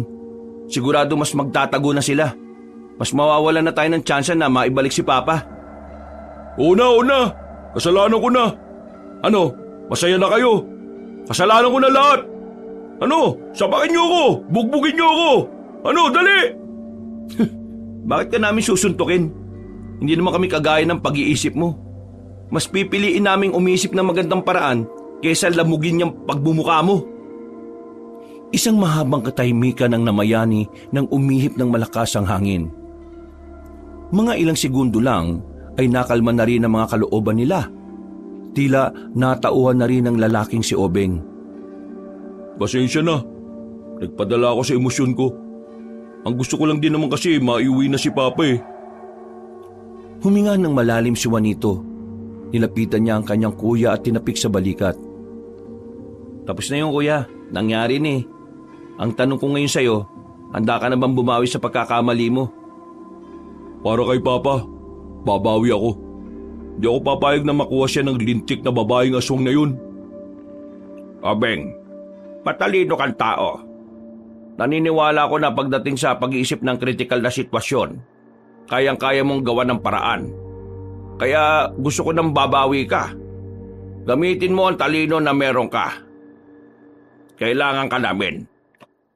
Oh, eto na. Ayos na tayo. Sa tingin ko magtatagumpay na tayo. Nung mga sandaling yon, tinanggap na lang nila na hindi pa yun ang oras para maibalik si Don Fernando. Nagpalipas na lang muna sila ng oras sa kagubatan. Habang natutulog si Mang Adong at Agapito, nilapitan ni Obeng si Juanito habang nagbabantay ito. Sige na, magpahinga ka na. Ako na magbabantay. Hindi rin naman ako makatulog Iniisip ko, baka kapag pumikit ako, may umatake sa atin. Eh di, dalawa na lang tayo magbantay. Mas maigi pa nga. Naalala mo ba yung sinabi ni Mama nung mga bata pa tayo? Alin dun, ang dami nun Kahit na anong mangyari, tayo magkakampi. Sinasabi mo bang makikipagkasundo ka na sa akin? Well, I just realized na matanda na ako para magmaktol pa dahil sa nakaraan. Na-realize ko na nasasayang ang araw na dapat sana masaya lang. Pero napupunta lang sa galit ko. At ikaw, wala ka naman talagang kasalanan sa akin Kaya, sorry kung palagi kitang napag-iinitan sa mansyon. Wala naman yung kuya. Alam mo kahit na kailan, hindi naman kita tiningnan bilang ibang tao Oo, madalas nababatrip na rin ako sa'yo at gusto na kitang patulan. Pero palagi ko lang naiisip na magkapatid tayo at ikaw ang kuya ko. Pasensya na kung sa mga ganitong sitwasyon ko pa nalaman ang halaga ng pagkakapatid natin. Pinagsisisihan ko yung mga araw na hindi ako naging mabuting kapatid sa'yo. May pagkukulang din naman ako, kuya. Hinusgahan kita kahit hindi ko naman alam ang pinaghuhugutan mo. Kalimutan na lang siguro natin yung mga nangyari sa nakaraan. Gusto kong magsimula ulit tayo ng panibagong buhay bilang mag-utol. O paano? Kagaya ng mga bata pa tayo. Brothers forever. Brothers forever. Nagkamayan pa ang dalawa at sandaling nagyakap. Gumaan na ang pakiramdam nila dahil sa wakas, naging maayos na rin ang relasyon nila bilang magkapatid. Bagay na hindi inakala ni Juanito na darating pa ang mga sandaling yon. Kinabukasan, Mang Adong, Agapito, gising na. Umaga na Natulog ba kayong dalawa? Bakit parang gising na gising kayo? Kami nagbantay sa inyo Ay nako, bakit naman hindi nyo kami ginising para makapagpalitan sana? Ayos na yun. Wala naman ng problema. Agad na rin silang nagpatuloy sa paglalakbay. Pero ilang minuto lang ay nakaramdam na rin sila ng pagkagutom. Ubus na ang mga pagkain na kanilang dala. Kaya nang may madaanan silang ilog, nagbaka sakali silang may mahuling isda roon. Sa kabutihang palad, nakakuha sila ng isang tilapia na sobrang liit. Napakamot na lamang sila sa ulo. Maghanap na lang muna kami ng pwedeng manguya dito sa gubat. Samahan mo ako, Agapito. Sigurado ba kayong kaya nyo na? Uy, nag-aalala ka na pala ngayon? Panahimik ka, baka mabigwasan kita. Sige na, umalis na kayo. Nagugutom na kami. Natawa na lamang si Agapito at si Juanito. Naglakad na rin sila pabalik sa kagubatan. Sa kakahanap nila ng makakain, hindi na nila namalaya na palayo na pala sila ng palayo. Desperado na kasi silang makahanap ng pagkain dahil wala pa silang maayos na kain mula nung gabi. Nang may marating silang batis, tumigil sila sa tapat ng tubig. Sumilip sila roon. Pero maya-maya lang, meron na silang naamoy na mabango. Hindi nila alam kung saan nagmumula ang amoy na yon. Para silang inakit. Pero mga ilang segundo lang, napagtanto nilang parang unti-unti na silang nahihilo. Hanggang sa tuluyan na nga silang nawala ng malay. Nung gabing yon, nagising na lamang ang dalawa nang maramdaman nilang ang lamig ng hangin. Pagtingin nila sa paligid, nasa isang bakuran sila na hindi naman pamilyar sa kanila. Tatayo sana si Juanito pero naramdaman nilang nakagapos pala sila sa puno ng nyog. Agapito! Agapito! Insan! Gising! Uy! Uy, nasaan na ba tayo? Di ko alam. Nakagapos na tayo. Nadukot tayo. Ay, pambira naman oh. Ang daming dudukutin, yung gutom pa. Napalingon ng dalawa sa dumating. Kilalang kilala nila ang mukha ng babae. Nagsarado ang kamao ni Juanito. Kung makakatakas lamang siya, ay baka sinuntok na niya ang babaeng aswang na yon. Sa kasamaang palad, dito pa rin kayo bumagsak. Anong akala nyo? Mananalo kayo? Hindi kayo magtatagumpay na makuha sa akin ang pinakamamahal kong si Fernando. Nasaan si Papa? Ibalik mo siya sa amin! Nasa loob siya ng bahay. Tulog pa rin hanggang ngayon dahil sa ginawa nyo.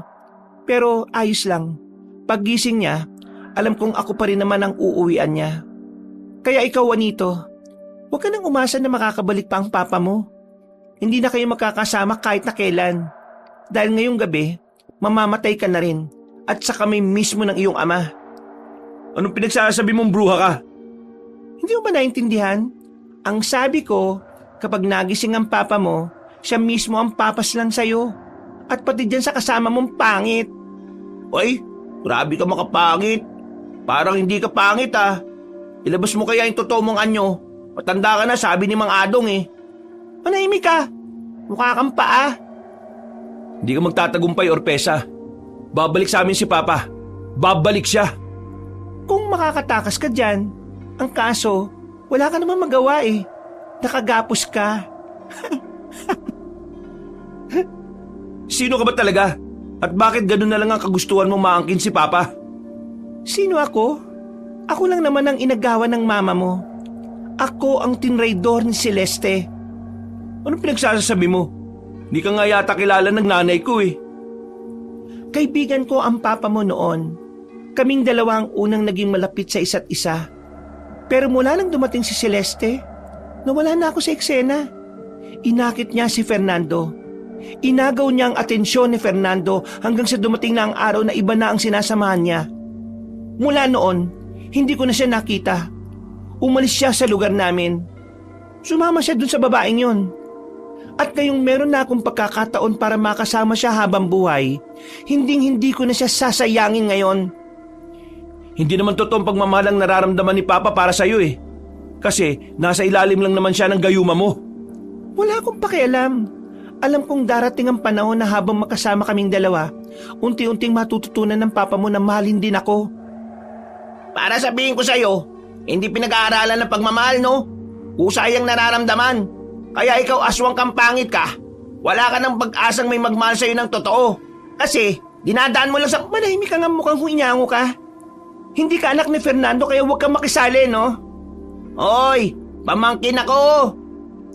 Walang pamangkin na pangit si Fernando. Kaya wala kang maluloko rito. Ikaw, Juanito, tanggapin mo na lang na wala na talaga ang pamilya ninyo. Kami na ng papa mo ang magkasama. Pero kung gusto mo, sumama ka na rin sa amin para maging masaya tayong pamilya. Masayang ano? Pamilya? Pwe! Kailanman, hindi ko pinangarap na magkaroon ng stepmother na aswang, no? Kahit na maganda itsura mo, amoy na amoy ko ang pagiging gurang mo. Amoy inaagnas ka na. Hindi na nakapagsalita pa si Orpesa. Lumapit ito kay Juanito at saka hinawakan ng maigpit ang mukha nito. Nanlilisik ang mga mata ng babae. Amoy na amoy ni Juanito ang baho ng hininga nito na parang kasing amoy ng imbornal. Kung ayaw mo, wala akong magagawa kundi ang ipapatay ka na lang kay Fernando. Pero para mas masarap, uunahin natin tong kasama mong ipinaglihi sa pangit na... Ha? Napalingon ng babae si Orpesa sa pintuan nang maramdaman itong nagising na ang matandang lalaking si Don Fernando. Agad na sumilay ang malapad nitong ngiti. Padabog nitong binitiwan ang mukha ni Juanito at nagmamadaling tumungo sa harapan ng bahay. Lumabas sa pintuang yon si Don Fernando na nakahawak pa sa ulo. Ano nangyari sa akin? Bakit masakit ang ulo ko? Nagkaroon lang tayo ng kaunting problema dahil may mga masasamang loob na nagtangka sa buhay natin. Nakikita mo ba yung dalawang yan? Kabilang sila sa sumubok na paslangin tayo, mahal ko. Kailangan natin silang iligpit dahil mapanganib sila sa pamumuhay natin. Huwag kang makinig sa kanya, Papa! Labanan mo ang hipnotismo niya! Alam kong kahit na naging aswang ka, ikaw pa rin ang ama namin ni Kuya Obeng! Pa! Nagkaayos na kaming dalawa! Ayos na kami ulit at magkapatid na ulit ang turingan namin! Ikaw na lang ang kulang, Pa! Bumalik ka na! Pinahimik ka! Huwag mong nilalason ng utak ng mahal kong asawa. Mahal ko, sige na, gawin mo na ang nararapat. Unahin mo yung katabi niya. Kung sino yung pangit, siya ang dapat unang inililigpit. Fernando, wag! Ikaw nagsabi sa akin dati na kahit pango ang ilong ko, gwapo pa rin ako. Mahal ko, huwag ka makikinig sa kanya. Hindi siya nagsasabi ng totoo. Ako lang ang dapat mong pakinggan. Naglakad si Don Fernando palapit sa dalawang binata. Tumingin ito na masama sa kanila. Habang si Orpesa naman ay parang demonyo na bulong ng bulong sa matandang lalaki. Sa mga sandaling yon, parehong kinakabahan sila Juanito at Agapito. Nakikita kasi nilang tila hindi pa rin nakakabalik sa katinuan si Don Fernando. Anong karapatan niyong kalabanin ang pinakamamahal kong asawa? Sa sinabing yon ng Don, tila naglaho na ang natitirang pag-asa ni Juanito. Pakiramdam niya, wala nang tsansa na matauhan ng kanyang ama. Napapailing na lamang siya habang nangingilid ang mga luha. Ganyan nga, mahal ko. Paslangin mo sila. Unahin mo itong pangit. Kinuha ni Don Fernando ang itak na nakasabit sa dingding ng bahay. Nang itutok nito ang dulo ng patalim sa bandang liig ni Agapito, mangiyak-ngiyak na ang binata. Parang maiihi na ito sa takot. Tito, wag! Wag po! Wag mong gawin yan!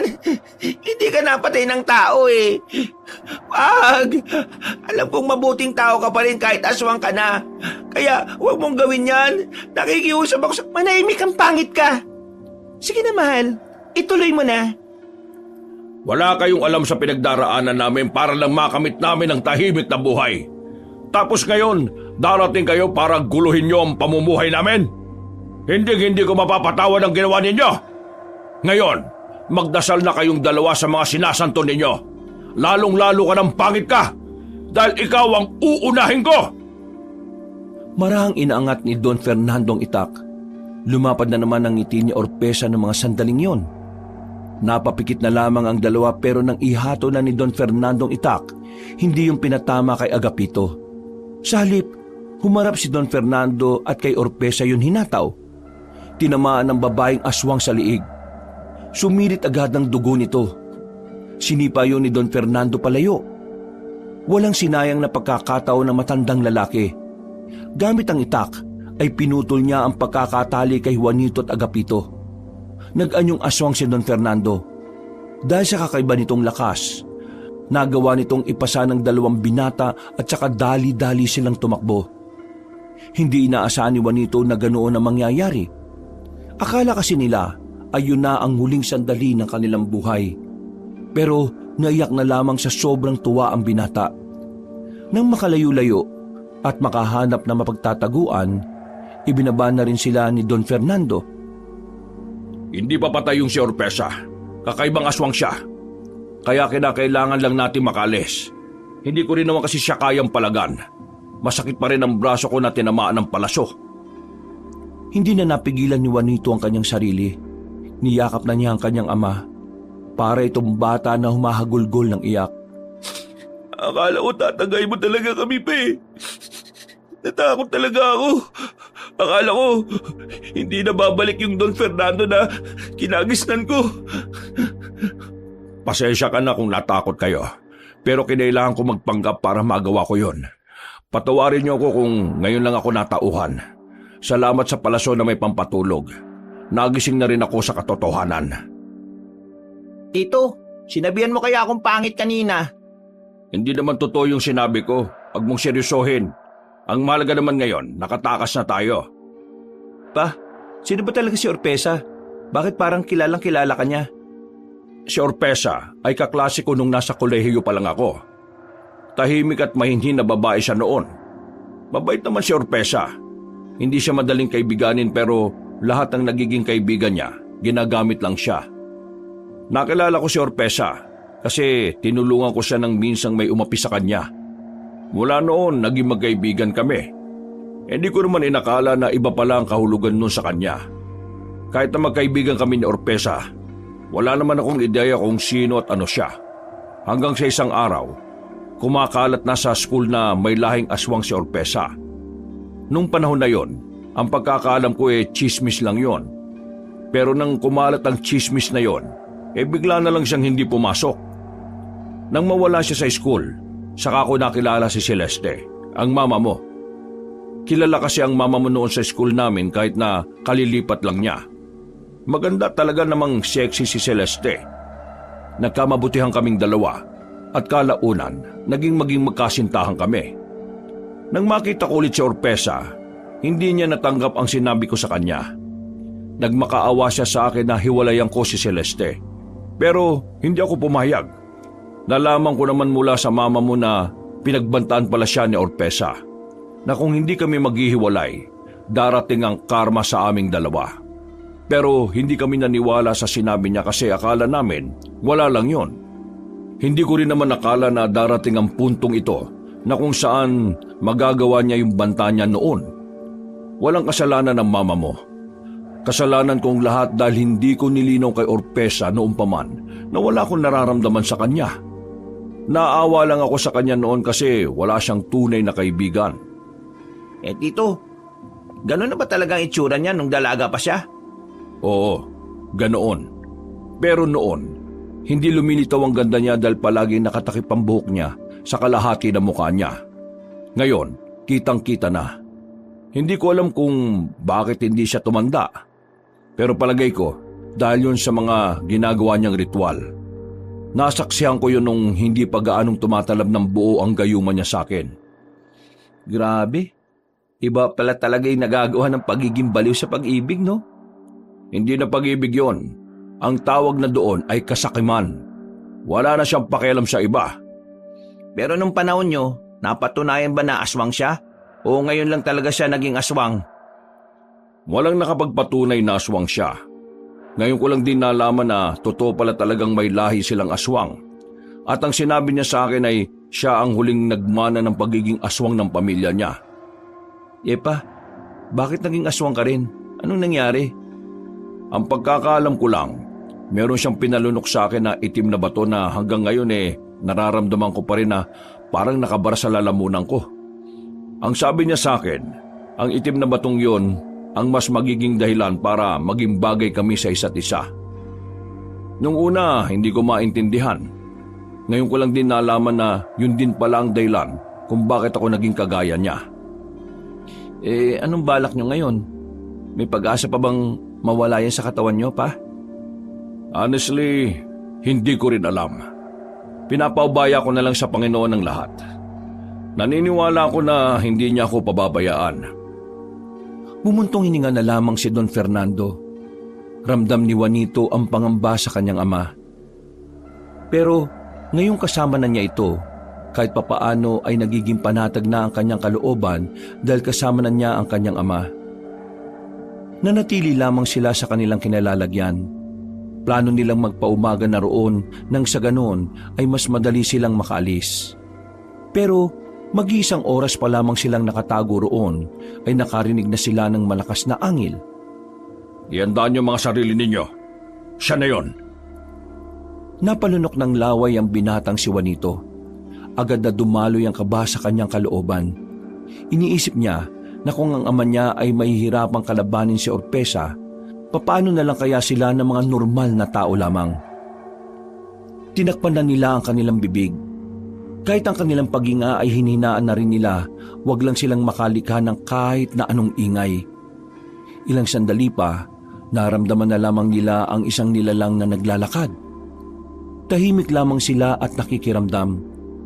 Pero nang lumagpas yun sa kanila, saka na lumuwag ang kanilang paghinga. Kailangan na nating umalis dito. Pero nang lumabas sila, hindi nila inaasahan na inaabangan lang pala sila ni Orpesa sa malawak na kapatagan. Nakatayo ang babae roon na parang walang pakialam sa tumatagos na dugo. Tila wala itong epekto. Galit na galit lang itong nakatingin na parang kulang na lang ay mag-apoy na ito sa sobrang puot. Anong ginawa mo, Fernando? Bakit ka nagtaksil sa akin? Akala ko ba tayo hanggang sa uli? Akala ko ba ikaw at ako lang? Pero bakit mo ginawa to sa akin? Walang sayo, Orpesa. Nung pa man, kahit katiting, wala akong nararamdamang pagmamahal sayo. Kung meron man, bilang isang kaibigan na lang yon. Kaya kung inakala mong mamahalin kita na gaya ng binibigay mong pagmamahal, nagkakamali ka. Hindi mangyayari yon. Pero ang sabi mo sa akin, ako lang ang mamahalin mo. Na kahit na anong mangyari, hindi mo ako iiwan. Hindi ko maalala na sinabi ko yan. Yan ay dahil ginayuma mo lang naman ako eh. Iisa lang ang nasa puso ko. At kahit na matagal na siyang wala sa tabi ko, hindi magbabagong pagmamahal ko sa kanya. Si Celeste lang ang mamahalin ko kahit na kailan. Puro ka na lang, Celeste. Bakit hindi mo magawang pansinin ang pagmamahal ko sa'yo? Noong paman-mahal na kita, Fernando. Masaya akong pumapasok dahil sa'yo. Ganado ako sa buhay dahil sa'yo. Binigyan mo ng bagong liwanag ang buhay ko. Pero nawala lang ako. Biglang may bago ka na.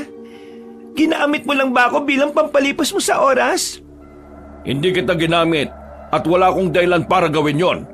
At kung meron man, hindi ko rin gagawin dahil hindi ako ganong klase ng tao. Sinamahan kita noon dahil kailangan mo ng kaibigan. Oo, natulungan mo ako sa mga kailangan kong gawin. Pero natulungan din naman kita na maging masipag noon. Kaya wala akong ginawang masama sa'yo. Ikaw lang ang nag-isip niyan kasi mali ang pagkakaunawa mo sa kabaitan ko. Tigilan mo na to, Orpesa. Ang tagal na nun. Patahimikin mo na ako. Bumalik ka na kung saan ka man nararapat. Hindi ako papayag na hindi ka mapasa akin. Sobrang tagal na panahon ang hinintay ko para lamang makasama kita ulit. Hindi ko sasayangin ang paghihintay na yon dahil na kay Celeste na matagal naman ang patay. Hindi na lang ito dahil kay Celeste. Iba na ang sitwasyon. Marami akong dahilan para hindi sumama sa'yo. Una, nandyan ang mga anak ko, pamilya ko, mga trabahador ko, mga taong kasama ko sa negosyo at lahat ng taong umaasa sa akin. Kaya ngayon, hindi ko hayaan na magtagumpay ka, Orpesa. Lalabanan kita hanggang sa dulo ng hininga ko. Ayaw kitang saktan kasi mahal na mahal kita. Kaya hanggat maaari, magpakumbaba ka na, Fernando. Sumama ka na sa akin. Nakikiusap ako sa'yo.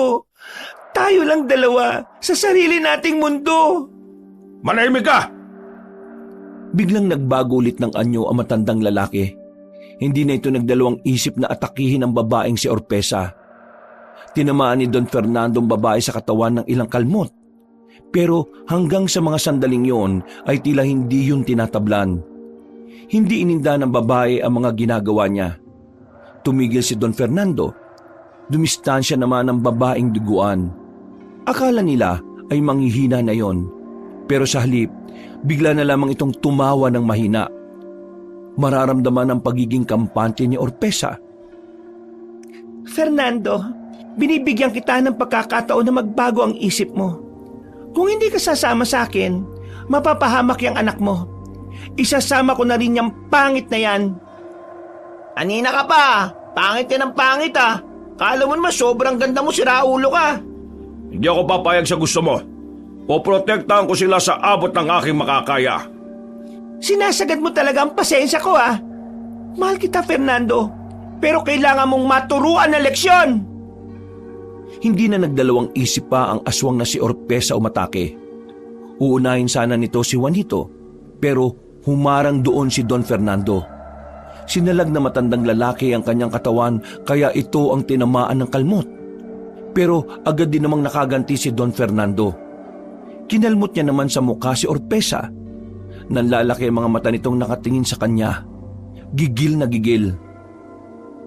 Sinira mo magandang mukha ko! Hindi yan ang tunay mo mukha. Matagal ka ng kupas kaya yun ang ipakita mo sa amin. Mabilis na lumapit si Orpesa kay Don Fernando. Sa pagkakataong ito ay tila wala nang pakialam ang babaeng aswang kung mahal niya ang matanda. Ang nasa isip na lamang nito ay ang kanyang iniingatang mukha. Kinalmot nito ng kinalmot si Don Fernando hanggang sa unti-unti nang maramdaman nito ang panghihina. Hinihingal na rin ito. Kaya naman hindi na rin nag-atubili pa si Juanito. Kahit alam niyang mahihirapan siyang harapin ng babae, hindi siya nagdalawang isip na humarap. Anak, mapapahama ka lang, wag! Hindi pwede manunood lang ako. Lalabanan ko siya. Ako rin. Kanina pa ako nababana sa babaeng yan eh. Puro na lang pangit ang sinasabi sa akin. Manood ka, Fernando. Pagmasdan mo kung paano ko paslangin ang mga taong ito. Gumapang ng mabilis si Orpesa patungo kay Juanito.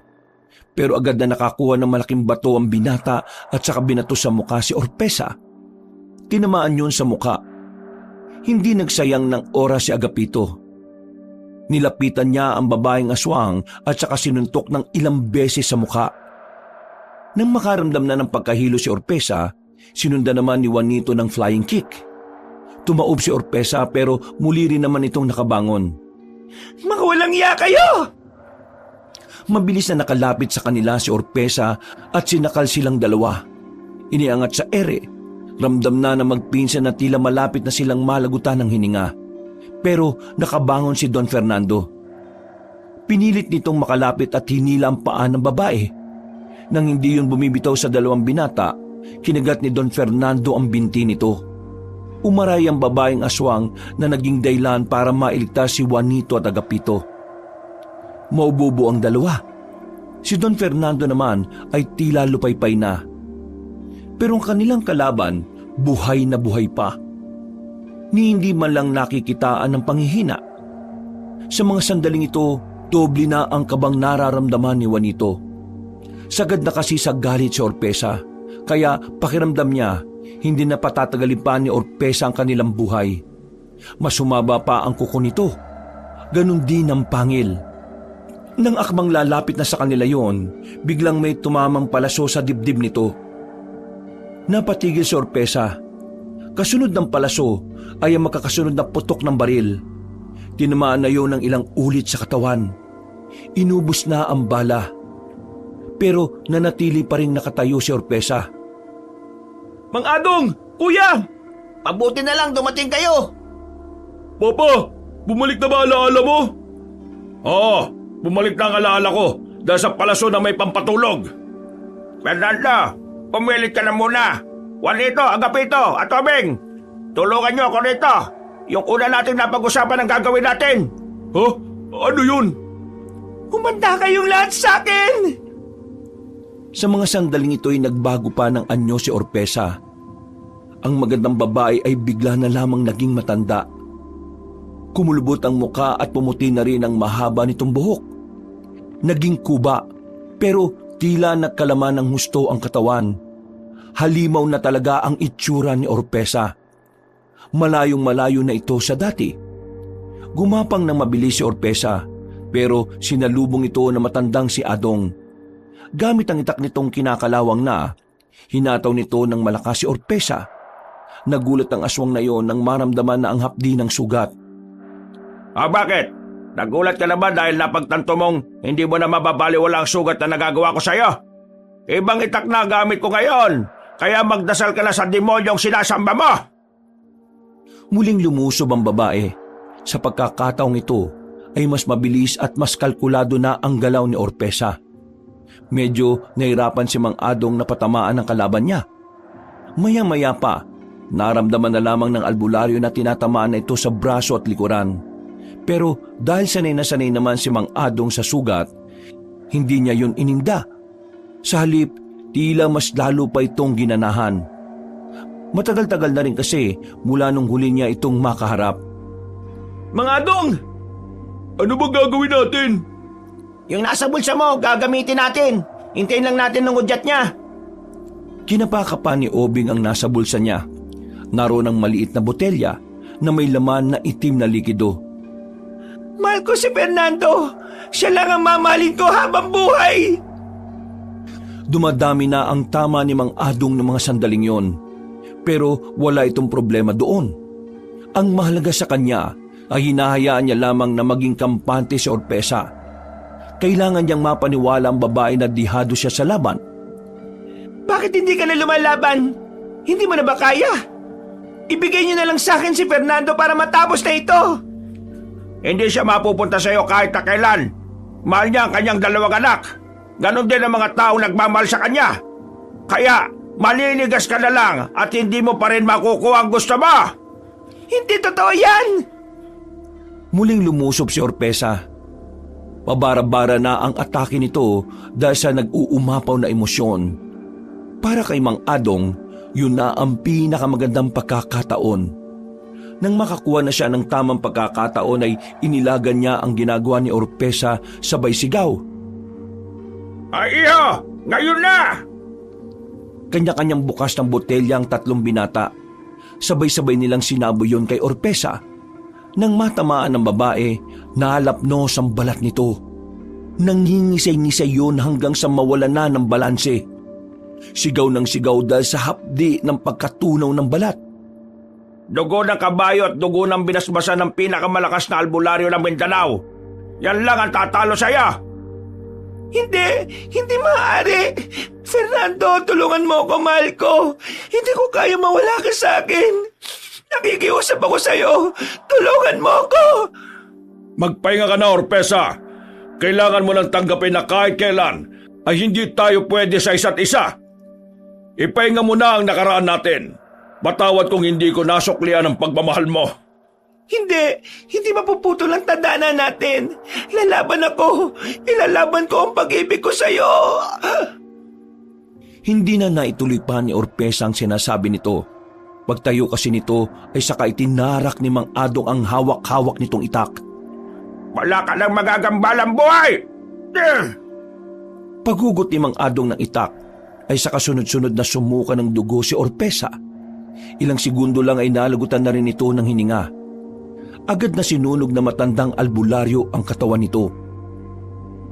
Nakahinga naman sila ng maluwag pagkatapos noon. Maraming salamat sa inyo at hindi niyo ako sinukuan. Pero paano kayo pa? Paano kayo makakabalik sa normal? Kailangan kong mailuwa ang itim na bato sa katawan ko. Pero hindi ko naman alam kung paano.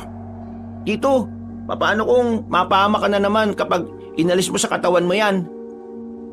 Huwag kayo mag-alala. Kaya kong alisin ang itim na bato sa katawan ni Don Fernando. Pero kailangan nating sumugal. Peligroso ang gagawin natin. Ang itim na bato ay maaaring nakadikit na sa anumang organ ng isang tao. Pero pwede yung matanggal sa ipapainom kong likido. Ang likido na yon ay tumutunaw sa itim na bato. Kapag lumit na yon, may tsansa ng matanggal yon. Pero matapang ang likido na sinasabi ko. Kapag hindi kinain ang katawan ni Don Fernando, pwede siyang mamatay. Ngayon, tatanungin kita, Don Fernando, handa ka bang sumugal? Ayaw ko mabuhay ng ganito. Gusto ko maging normal dahil gusto kong maramdaman ng mga anak ko na ako mismo ang ama nila. Kaya Mang Adong, gawin mo ang lahat para maalis ang itim na bato sa katawan ko. Itataya ko ang buhay ko para lang makasama ng normal ang mga anak ko. Tumango na lamang si Mang Adong. Agad na rin silang umalis sa lugar na yon. Umaga na nang makarating na sila sa bahay ng albularyo. Inilatag na agad na matandang lalaki ang mga gagamitin. Lalong-lalo na ang kulay berdeng likido na ipapainom kay Don Fernando. Sa labas lamang naghihintay ang tatlo habang sinasagawa na ng matanda ang pag-aalis sa itim na bato. Sana makayanan ni Tio Fernando. Para naman magsama-sama na kayo ulit, no? Kilala ko si Papa. Matapang siyang tao. Lahat ay gagawin niya para sa pamilya. Balik pa lang talaga to ni Papa. Babawi ako sa lahat ng kasalanan ko sa kanya. Magpapakabait na ako. Hindi na ako sasagot-sagot sa kanya. Halos buong maghapon silang naghintay. Hindi lumalabas si Mang Adong. Hindi nga rin yung sumisilip man lang sa binata. Kinakabahan na sila. Habang tumatagal ang oras, pakiramdam nila ay nagiging mahirap para kay Don Fernando ang ginagawa nila. Mga ilang sandali lang, biglang nagbukas ang pinto. Lumabas doon si Don Fernando at Mang Adong. Putlang-putla ang Don. Nangihina at napaupo na lamang sa gilid ng pinto. Ayos na. Nailuwanan niya ang itim na bato. Kailangan na lamang niya magpahinga ng ilang araw para bumalik ang lakas niya. Mabuti naman at nakaligtas ka, Papa. Akala namin makakatabi mo na si Mama sa sementeryo eh. Sinasabi ko na nga ba kakayanin mo yun, Tiyo eh. Pinakita pa ni Mang Adong ang itim na bato na parang kasing laki lang ng buto ng sampalok. Napayakap na lamang ang magkapatid sa kanilang ama. Sobrang saya nila dahil sa wakas mabubuo na ulit ang kanilang pamilya. Lumipas ang ilang araw, bumalik na rin sa normal ang kanilang buhay. Balik negosyo na ulit si Don Fernando. Balik bukid na rin si Juanito at Agapito. Si Obeng naman ay kasundo na rin ng Don sa pagpapatakbo ng lahat ng kanilang negosyo. Habang si Mang Adong pinatira ito sa bansyon bilang opisyal na albularyo ng pamilya. Sa dami na nangyari, hindi inakala ni Juanito na darating ang umaga na kakayanin nila ulit ngumiti ng walang pangamba. Magkakasama na sila ulit. At sa pangalawang pagkakataon ng kanilang buhay, pinangako nila na kahit na anong mangyari, mananatili silang matatag at buo. Sa ngayon, masaya na silang namumuhay. Wala ng aswang, wala ng kahit na anong nilalang ang gumugulo sa kanila. Laking pasalamat na lamang ni Juanito sa Panginoon dahil kahit na naging komplikado ang lahat, nakabalik pa rin sila sa liwanag. Wakas,